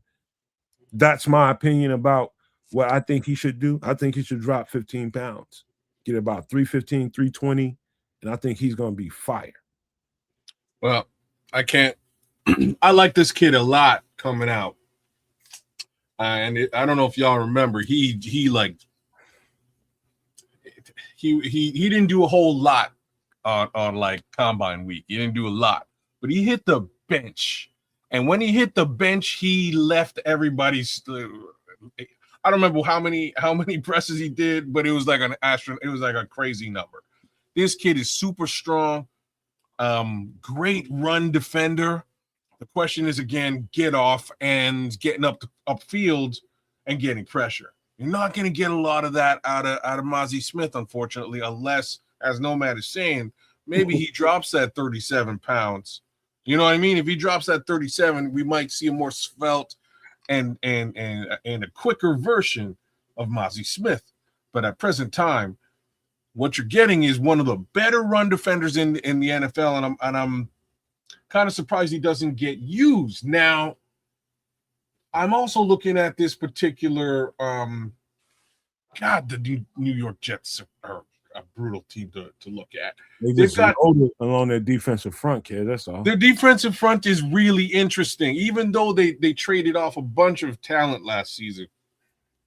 In front of Mozzie Smith, they've got Darrell Jackson Jr., who they just drafted.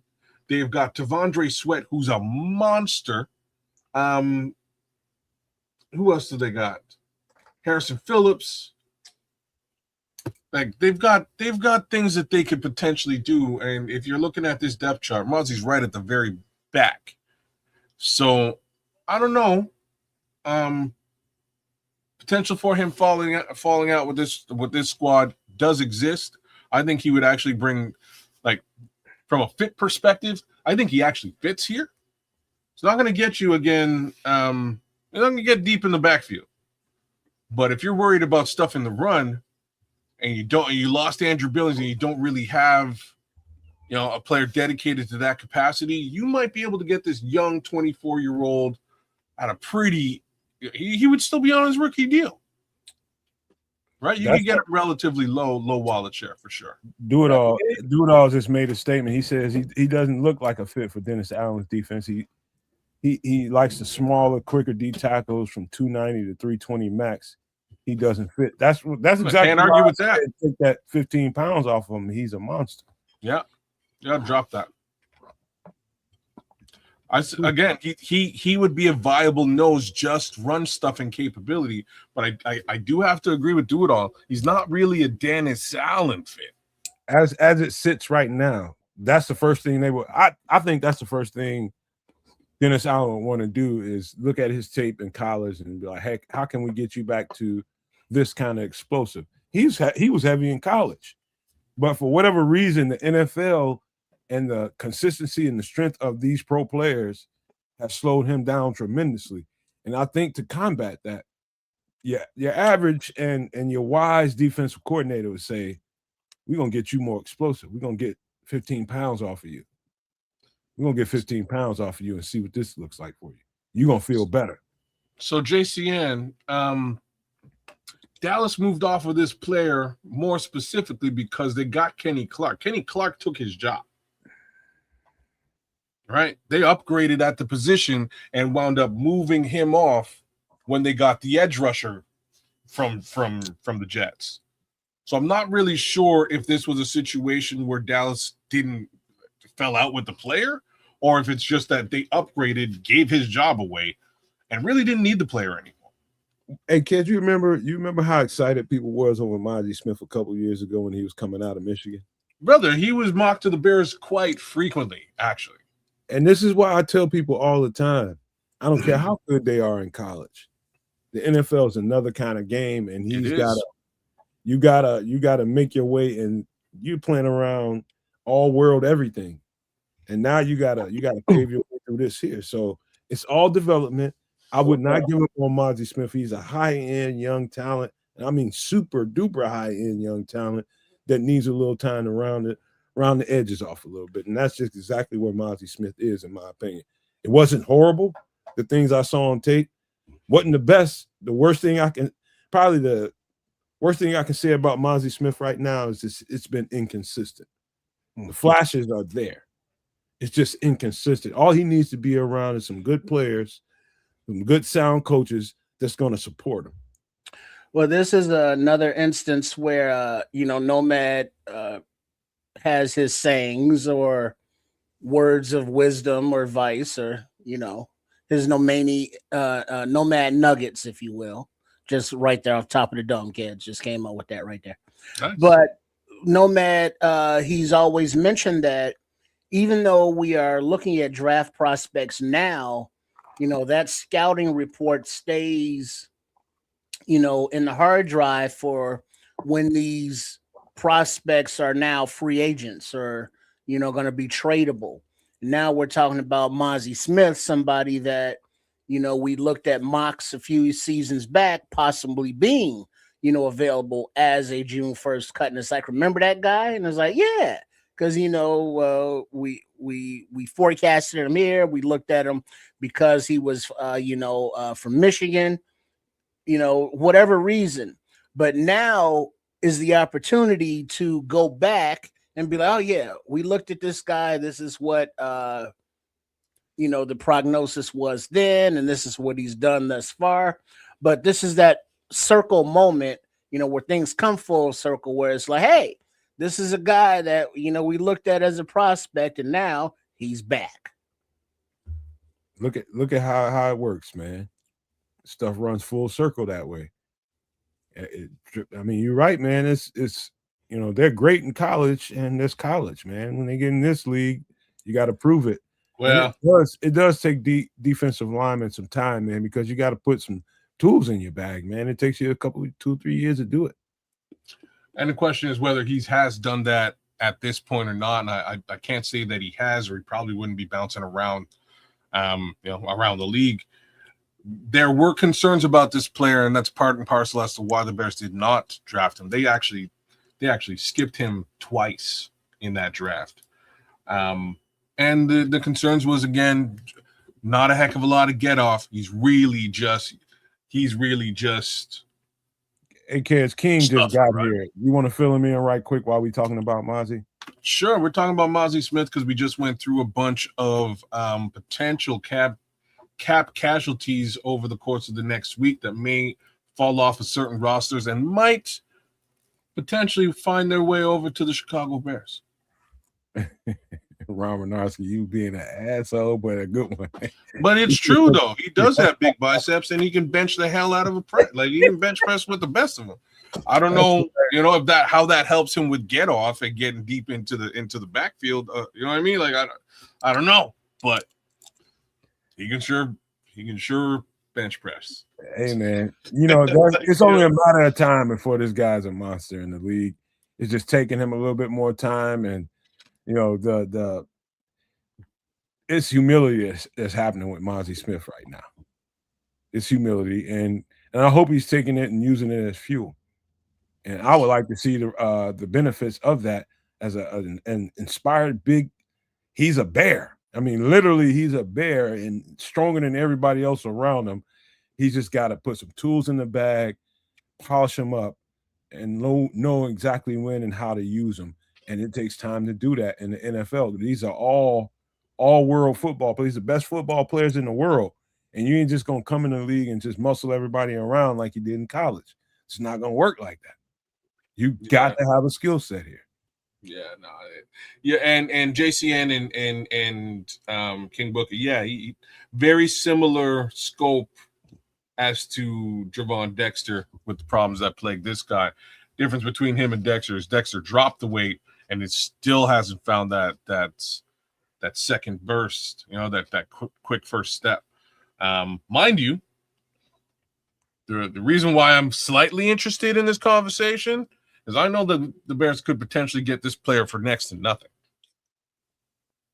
If he's cut, they can get him for something ridiculously low wallet share. And the question is, can they develop this player into what they require? This is the perfect time to grab him. That's why it's of interest to me. Give him some time, tuck him off, give him some time to work, get in tune with what they're asking him to do, and just polish his skill set. Get him in the training room, get him right, and you never know. You just never know. I'm taking a gamble on him if I'm inside that building. If I see him just laying around on the floor out there, hell yeah, I want some of that. And if prove me wrong, if the rest of the league is wrong, then we'll be wrong. But I'm betting high on this. Somebody's gonna make this particular mistake. You know what I mean? Like, or genius gamble. I don't know which one it really will be. But somebody's gonna grab Mozzie Smith if he's cut, if he's available. Somebody's gonna grab him at low wallet share and try to do something with him. God only knows who that particular team is gonna be. All right. This is Mozzie Smith, possible cap casualty, 24 years old, with the Jets, 6'3", 337 pounds. My man, I would just say, Mozzie, just trim some weight, man. I think you're going to be way more explosive and a much more attractive football player, and you're going to make some money. Just got to trim a little bit of weight off, man. That's just how it is in the NFL. These are great football players, and you gotta know that. But one more player to talk about, and before I even put him on the screen, let me just say this. We're talking about this way later into camp after football pads are on. Joe Mixon, 29 years old, 6'1", 220 pounds, had a mysterious foot injury that cost him pretty much camp and then pretty much the entire season last year that nobody really knows the answers to right now. He's had some kind of surgery on it and seems to be doing well. This is what is being told. Haven't seen any footage out there of him working out, how he looks on his foot, putting weight on it. Seen nothing. But Joe Mixon, let me tell you something. If we so happen to, and every freaking team runs into this at some point in the camp, they beat up the running backs, and next thing you know, we need to sign somebody. If this guy is available somehow and we get our hands on Joe Mixon, come on now. Kid, you had some conversation in the studio. You want to have it now? Look, I love this particular player. I think this player put the team on his back as far as Houston is concerned when he got there. And the Houston Texans had a plethora of running backs. I think they're in the Super Bowl if they had a healthy Joe. If Joe was healthy, they probably would have gone. I don't know how you stop him. Like CJ Stroud and the wide receivers is one thing, but stopping this guy is a whole other thing. Joe Mixon's 29. All right. Damn. Like, here's my only question, and it's the obvious question. Is like, what is this going to cost? You know what I mean? So like, Joe Mixon's coming off not much because of what just happened with him the entire 2025 season.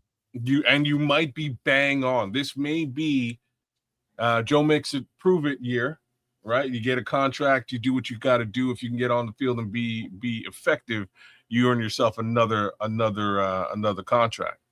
But I don't know, man. This guy, $25 million contract potentially before this. You never know if he can get back to form. Ooh, boy, would he have an impact in Chicago. Joe Mixon on his own is an elite running back, number one. Yes, sir. But Joe Mixon missing an entire season and having all these question marks surrounding him in a situation where they had to cut him, in a prove-it situation. Give me that Joe Mixon. Give me that. Angry Joe Mixon trying to prove the damn theory. Give me that Joe Mixon. He knows he's only going to be here a year, and he'll tear this shit up. He'll tear it. Give me that Joe Mixon. That's the only reason I want to sign Joe Mixon, because of everything that the parameters I just laid out. That Joe Mixon. Give me that. FFG, I'm with you, man, but I don't think they can. I don't think they can. Just read what he's saying. Just show him some love. Sure. Big ups to FFG, man. Instead of prove-it deals, we need to make a trade for a premier pass rusher, even if some draft capital is involved, to make D reach the top 10, to allow the foundation to be set for years to come. Again, I do agree with this theory. The problem is I don't think they have the money to do this. I think the money is tied up in places where they can't really move it, and the other places within that it might be tied up in smaller capacity are with players that you actually really need in 2026, right? Like if we're talking about Tyreek and DeAndre Swift, like these are contracts you probably need. Maybe Jalen Johnson, you probably need to have a Jalen Johnson given the present case scenario. I don't know. You can't move Dale. You can't move Grady. You just can't. I don't know what you know what I mean? I don't know what you do in that respect. So I've resigned myself to the idea that just won't happen. You know what I mean? Like it's just not gonna. I don't think they can do it. I don't know what happened with Joe Mixon, but my sneaky suspicion that gene in me that I have, something happened that they're kind of hiding. I'm talking about he probably fell out with a coach or something. Something happened where it went left in Houston. And that ain't the worst thing in the world with 20-year-old people. You know what I mean? Yeah, shit happens, man. Personality conflicts and all kinds of things happen. Doesn't mean he's a bad person or a bad guy. He just ran into resistance with people around him. And that's just my opinion, man. I just sneakily suspect that something like that might be going on, and they just kind of colored it up with this injury stuff. They can do that in the NFL. You get caught doing that, you're in trouble, but you can do that and get away with it. You can do that. People do it every single week in the NFL. Every week, not every year. Every week, somebody's doing that on the NFL roster, coloring up, making up some kind of injury to make it look like somebody's got something going on, and they really don't. It's just other stuff. It's loyalty to their players, and hey, you was with us, you're gonna stay with us, and whatever's going on with you, don't worry about it. We'll cover your ass. Like a lot of that goes on. And so, anyway, like I said, Joe Mixon, a motivated Joe Mixon is the Joe Mixon I want. That's the guy I want. Like I said, we'll have to wait and see on this one. It really has a question. The question is all about availability. Is he all right? Is he anything like the Joe Mixon of old? If so, we're the conversation. But at the same time, I'll read what Leo Factor is saying here. Nomad, don't you think bringing in a vet running back ain't a good idea since Swift and Monongai will take most of the carries? A vet running back is more likely to complain than a young RB. Let me answer that. Do it. If you heard, I don't know how long you've been here, Leo. I think you've been here a minute, but before I even brought him up, I said this is way later on in camp. Like after camp is fully underway with pads on, and every year, running backs get beat up in camp. And depending on knocking on wood, hopefully nothing happens so severely that we need to go out and look for a Joe Mixon. But if you have to go and get a lead running back, if something happens, this is the kind of guy you want. And even for a supplementary running back, if you were so lucky to get a Joe Mixon, come on, man. But you're right. I mean, with Swift and Monongai, you're right. There's no much need for Joe Mixon. But we're just trying to get Swift and Monongai to the regular season and get through the beatings that happen in camp. That's all. Yeah. Strangely, again, in this particular scenario, I don't foresee the Bears actually making this particular move. I wouldn't be mad at it. And when I say I wouldn't be mad at it, it has everything to do with the dollars and cents of this potential contract. As long as they're getting him at prove it deal money, I'm interested. If you ain't getting in that prove it deal money, I'm fine with DeAndre. I'm fine with if we're having this conversation this time last year, I was not fine with DeAndre Swift. Like, just be completely frank with that. DeAndre Swift came on, he came out last year and really solidified himself as a top quality back, especially when you have a viable offensive line. So I'm happy with DeAndre. I'm happy with Kyle, and I do think they'll get a lot out of Xavier Thomas in that speed back capacity. The question to me now is more: can you find a north-south back, more of a bruiser that you can layer in situations where you need to get a single yard? And I think that guy might be Coleman Bennett. And we'll see, man. This is Joe Mixon. We're talking about, again, to Leo's point.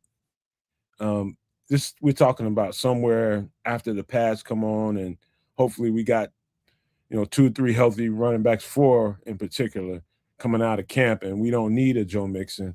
And this conversation is irrelevant. I'm just bringing this up in the event that we need to go and grab a guy. The fact that he's out there, to me, was worth the conversation, man. That's Joe Mixon, bro. But yeah, man, you know what? Let me get this down. You know, it's a a shame that the NFL is missing the opportunity to, be more in the conversation because I ain't seen nothing about, possible June 1st casualties or, cap cuts or no agents are like, oh, yeah, my guy's going to be out here. And it's tomorrow. It's like, what? NFL, come on. Got to keep the soap operas going all off season.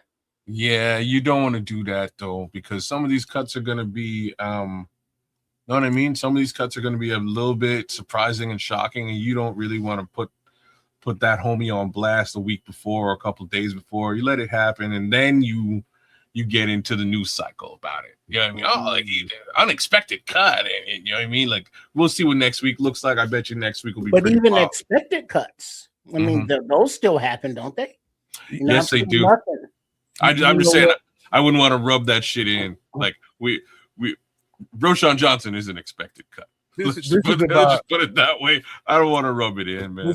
This is about as crazy and wide open a time that it can be for a GM, and it even included draft, even including free agency, even including your own roster cuts when you have to do that.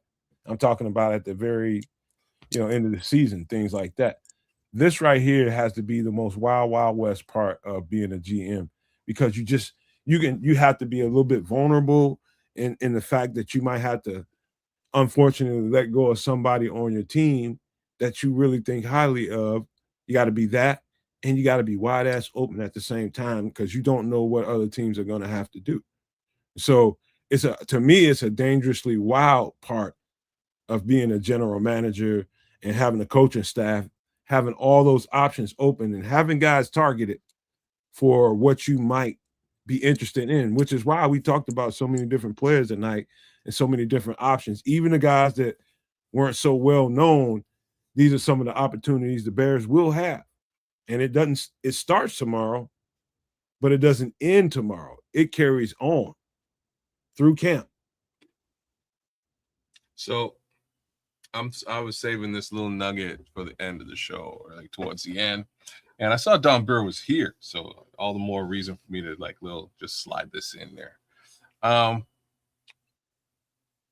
So y'all think? I think there's potential that Detroit might fumble the signing of a certain Mr. Gibbs, and it would be super cool just to piss off Don Burr mostly. I think it would be super cool if there was a Jahmyr Gibbs, Ben Johnson, reunited situation in Chicago in a year or two. I hate to bake your potato, but that's the one thing they're gonna get right. Think so? Okay. They're gonna pay the shit out of him. We're gonna find out, because running backs in this league tend not to get paid. Well, isn't he basically their offense though? Yeah. Yeah.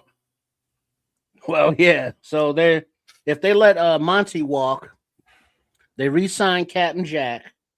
So they got some money to spend, and so it seems as though a PR. What Scrolls is saying it would down be there. A PR nightmare to let him not get paid. Hey, you mean like Trips? Let me tell you something. Jahmyr Gibbs is the most probably has to be the most secure. In the most secure situation in the NFL. He knows he has him over the barrel. It's just about whether or not how much over the barrel does Detroit want to get, and how handicapped and hamstrung will this contract make them. And I think that's all the bologna and mustard is right now, is how much is this really going to cost us? We know we got to do it.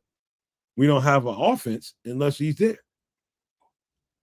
And so they're in a tight ass spot if you ever want to imagine a team being in when they're gonna have to pay him.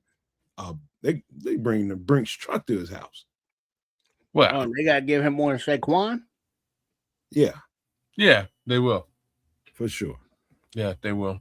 So that's going you're talking about 18-20 a year. What? Man, dude should be getting like 20. Saquon get 15? I don't think so.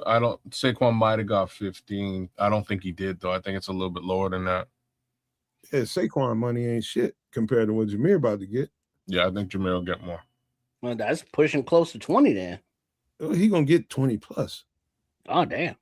So that's gonna reset the running back market then.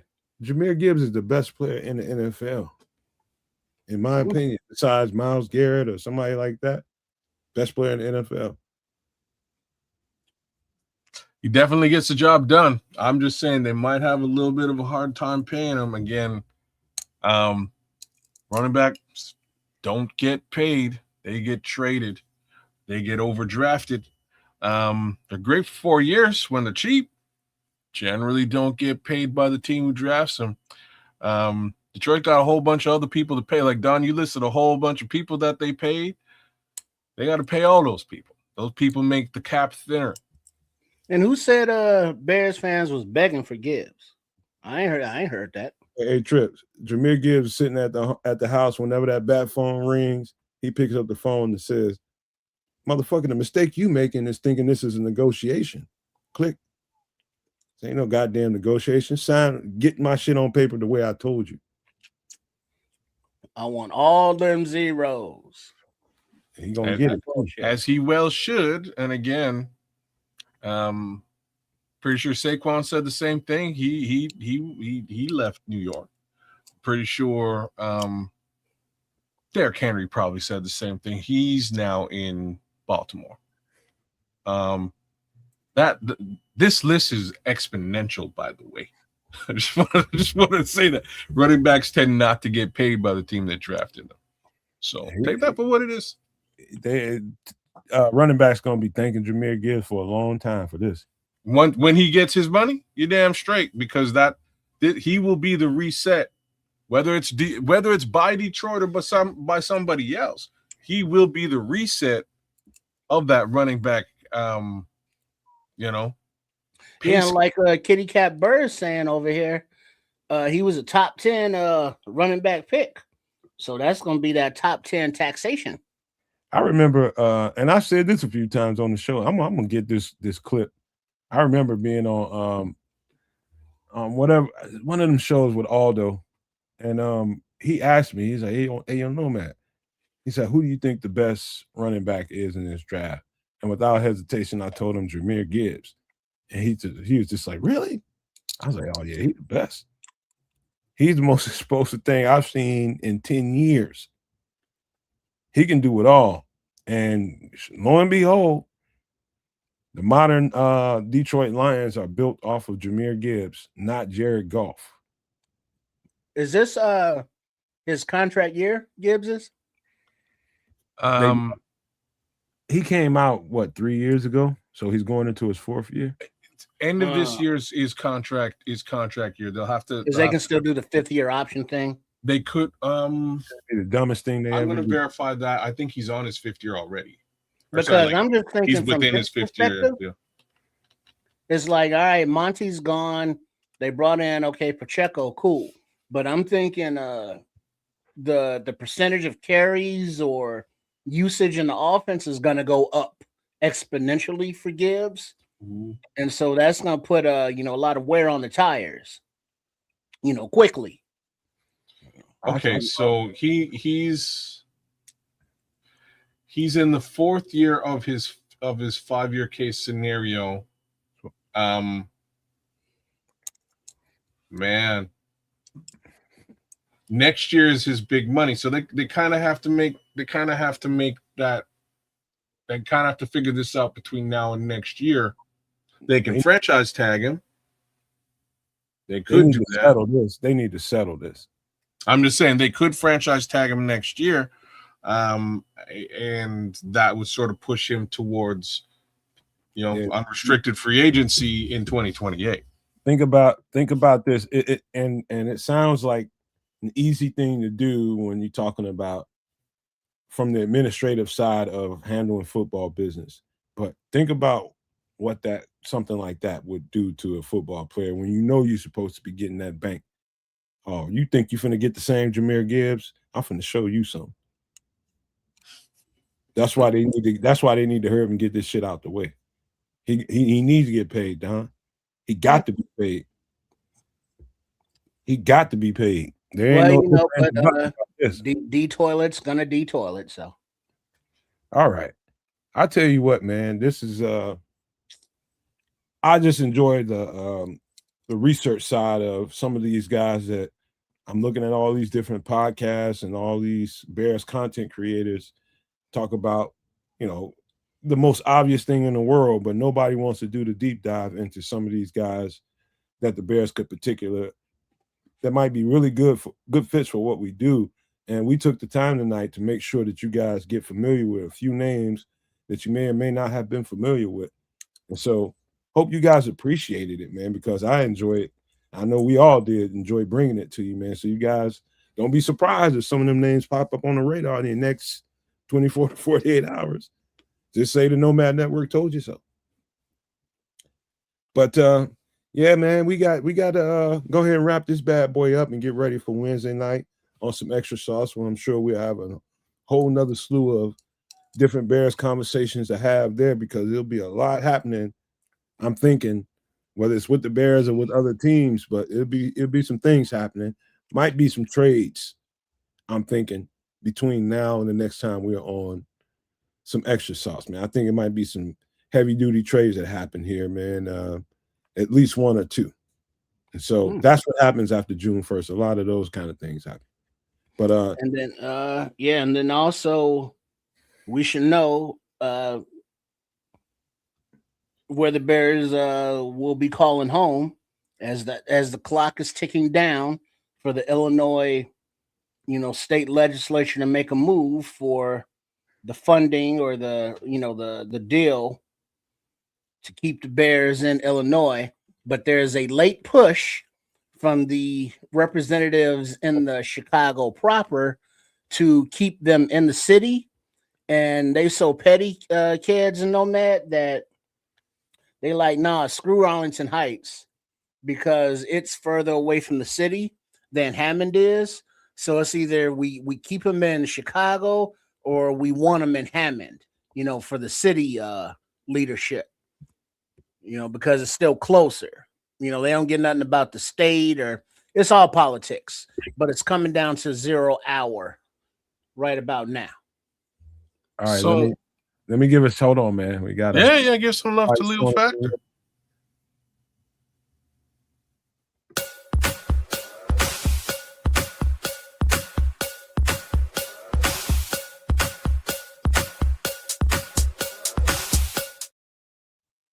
Shout out to Leo with the $4.99 super chat, man. He appreciated the show tonight, and we appreciate Leo being here, man.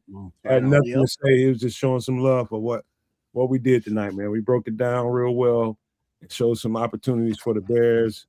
Kind of spread the conversation out like that tonight. So thank you. I was about to respond to you. Who was that? Jay Grizz said, "Oh, hold on, man. We're not taking it up to midnight tonight. Man, people got to do little freaky things, with their ladies and shit like that." So, Oh, damn. But real quick poll question. If you had to pick one flavor, are you going with the ranch?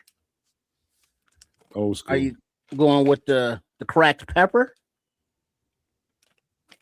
Are you going with the honey roasted? Or are you going with the barbecue? Sunflower seeds. Old school, just plain. Damn, you just beat up the convenience store, didn't you? Well, I like a variety. Like different flavors. I'm not a sunflower seeds guy, man. I'll just put that out there. Yeah. Hold on, man. Hold on. We got another one.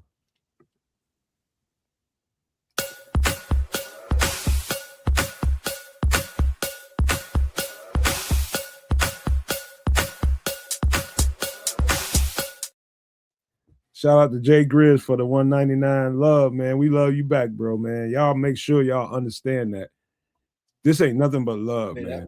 Mm-hmm. This ain't nothing but love, man. It's just love for the Bears and love for the community, man.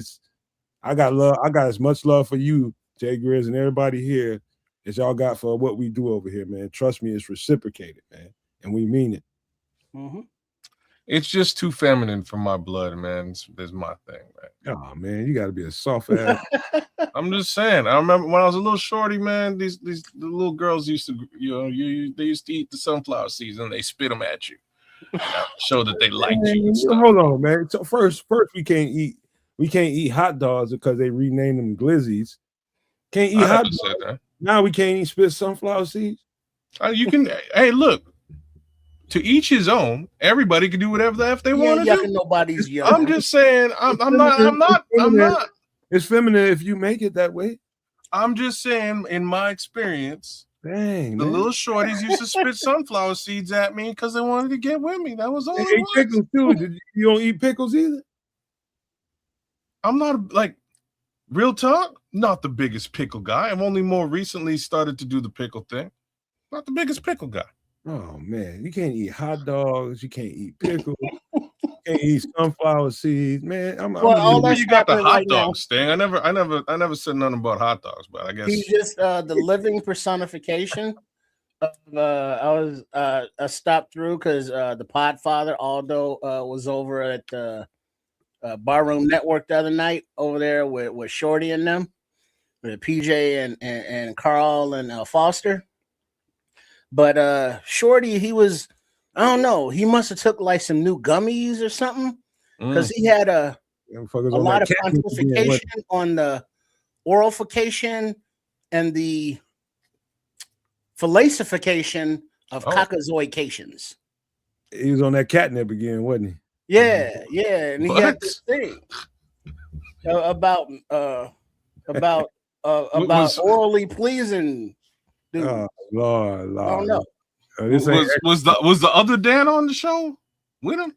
No, Dan.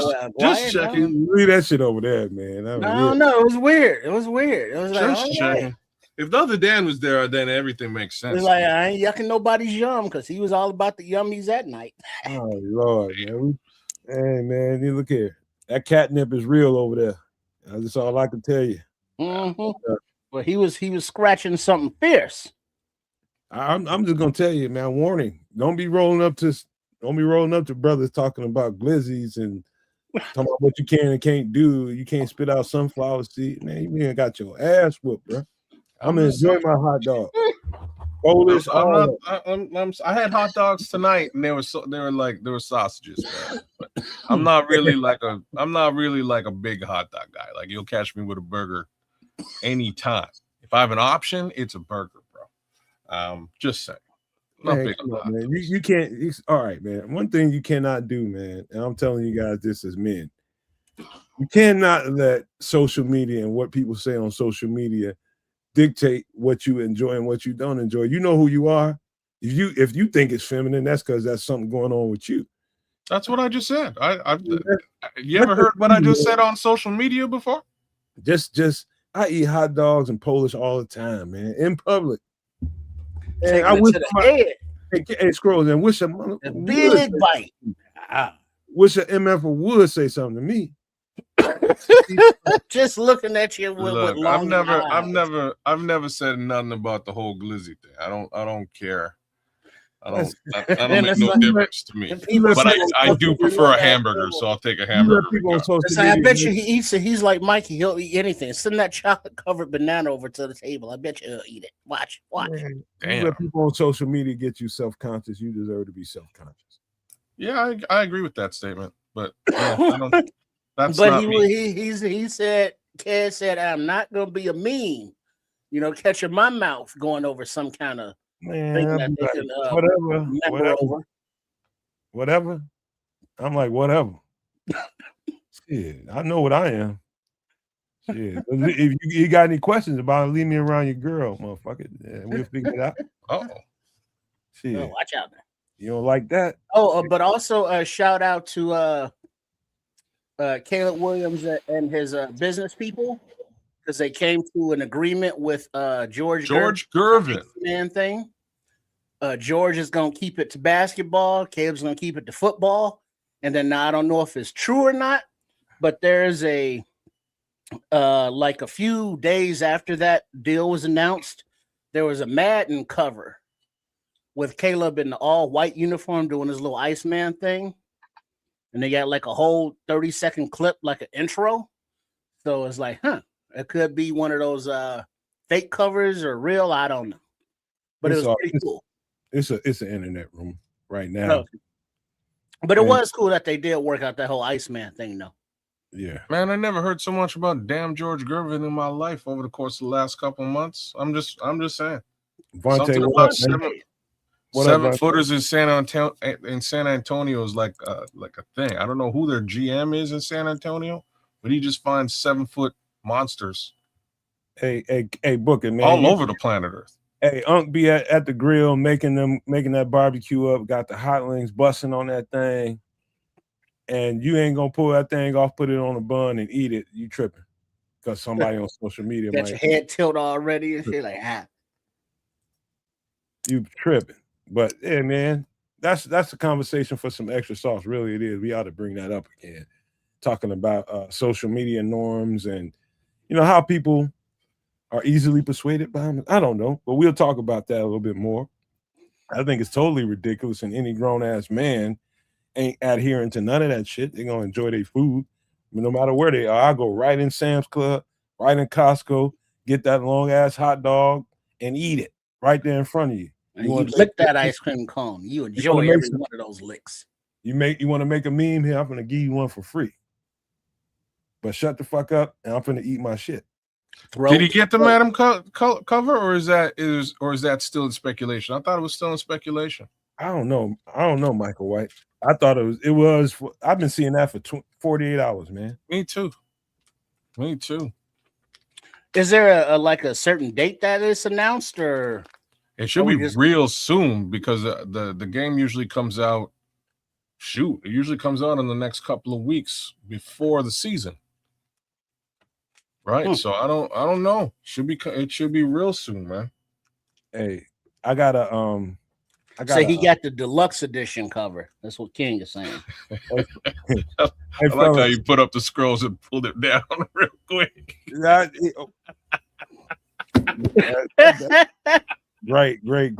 I'll tell you what. Oh, that's funny. That's this big Glizzy about to go finish this great weekend I'm having with my girlfriend. We're having a great weekend. We just finished up. Well, we ain't finished, but we doing the BMF documentary. The BMF show, I forget what is it. Is it the BMF story? I don't know what it is, but it's on Stars. We've been all over that, so it's in its like second or third season. But the documentary came out, and 50 does a great job of bringing street life in that particular time period to life. And the documentary is better than the show because you're getting all the people that were involved in that whole BMF movement. We just unalived the whole first season in a binge yesterday, and now we're on season 2, man. It's really, really good, man. So you want to talk about a phenomenon, a street phenomenon? That BMF movement here in the United States, kids, was crazy. I got to see the back end of it in Atlanta when I moved down there, so I know exactly what it looked like. So we're gonna get into some more of that, man, and enjoy her weekend off, man. This is her last night, and so we're gonna have a good time. So if you guys have any final thoughts before we get ready to get out of here, now's the time, folks. Like I say, nothing major, man. I'm glad we were able to sort of take a peek at some of the folks who may, some of the heads that may roll next over the course of the next 48 hours or so. We'll see what really happens. We'll get a better understanding as to what that looks like again as the week progresses, and we will report on what we find out come Wednesday night with some extra sauce. We got about 45 minutes to really get an understanding as to whether something happens with this stadium situation or not. I'm like, if you're really waiting for the midnight hour, you know what I mean? Like, 11th hour for real. I don't know if anything's gonna go down, y'all. So that leaves for many questions as far as where this team will eventually wind up playing, and your guess is as good as mine. It's funny that Indiana's just made everything absolutely carte blanche and open-ended. Come on down, and we'll cover everything for you. You know what I mean? Like, we got you. Can I give you an extra sauce nugget real quick, kids? While you're talking about extra sauce Wednesday? Because it's going to definitely be plenty of Bears conversation. But I'm going to give you guys a little homework to do. there's been some explosions off the east coast of the United States, anywhere between, I want to say, Vermont, Rhode Island, Massachusetts, and South Carolina. Those three areas in particular, off the east coast of the United States. And one of them they're trying to label as a meteor that's just traveling at 75,000 miles per hour, but nobody knew it was coming. But I think there's something else going on. I know some of you people probably know exactly what I'm talking about, but monitor closely some of these explosions that are happening around the United States, particularly on the eastern seaboard out there, man. It's starting to get really, really curious. I'm not sure if something's going on that we ain't being told about. So that's happening all over the eastern seaboard right now. So pay attention to that. Kez, I'm sorry for interrupting, but I just had to give an extra sauce nugget. Well, thank you for that. I have no clue what's going on with respect to that, but I guess I'll keep my ear to the ground and see if I can find anything out. Paul Rodriguez is saying false alarm, Nomad, just the sound of the Detroit Lions. That is a big ass thug. That's a big ass thug. Great shot, Paul. Boom. Love that one, Paul. Well spun. But yeah, man, we'll see how things shake out and what it really looks like with all of these little nuggets that we kind of have been floating around. I'll be on special location on Wednesday, so we'll see how that all shakes out. But lo and behold, I will likely be in full effect on Wednesday. So, my boy, yeah, there's that. Cool. All right, so just make sure that you are subscribed. You got those noties on, even though that you already know Sunday night, Wednesday night, how it goes down. But Nomad Network, Kids of Canuck, and Sports Chicago style, the whole little subscribe and thumbs up, all that good shit. Much appreciated. Much appreciated for the super chats. And as we not only a new week, but a new month. Let's keep it rolling. Do what you got to do. Make sure that rent's paid. And get out there and get that rent money for next month. Let's go. Snap. Thanks for reminding me. Gotta pay the piper. And also, please get out there and get you some of that vitamin D. That means the SUN, the sun. Perfect time to be doing it. It's been some really nice looking full moons out there, man. And Earth is reacting to it. Humans are reacting to it. Animals are reacting to it. But it's really, really nice out there, and the weather's really nice, man. I just say get out there and get you some sun, get you some fresh vegetables that are growing up everywhere, fresh fruit, man. This is the time to go get it, get your body right. This is a good time to get out there and get fresh things instead of processed food and all that kind of stuff that we love.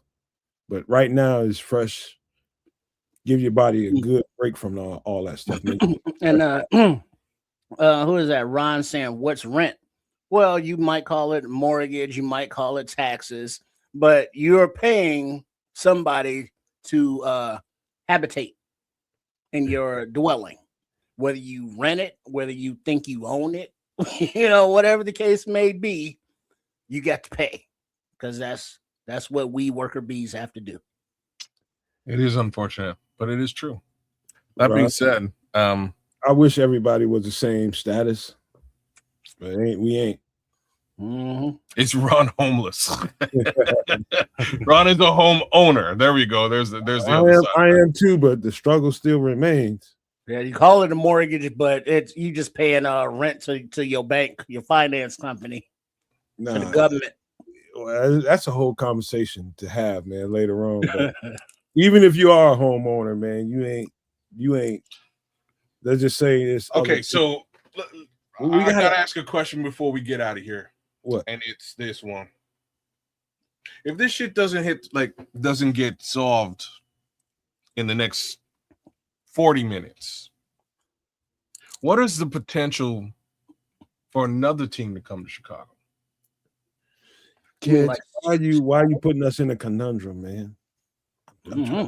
I didn't do this. I would like to blame the legislation in Chicago, in Illinois.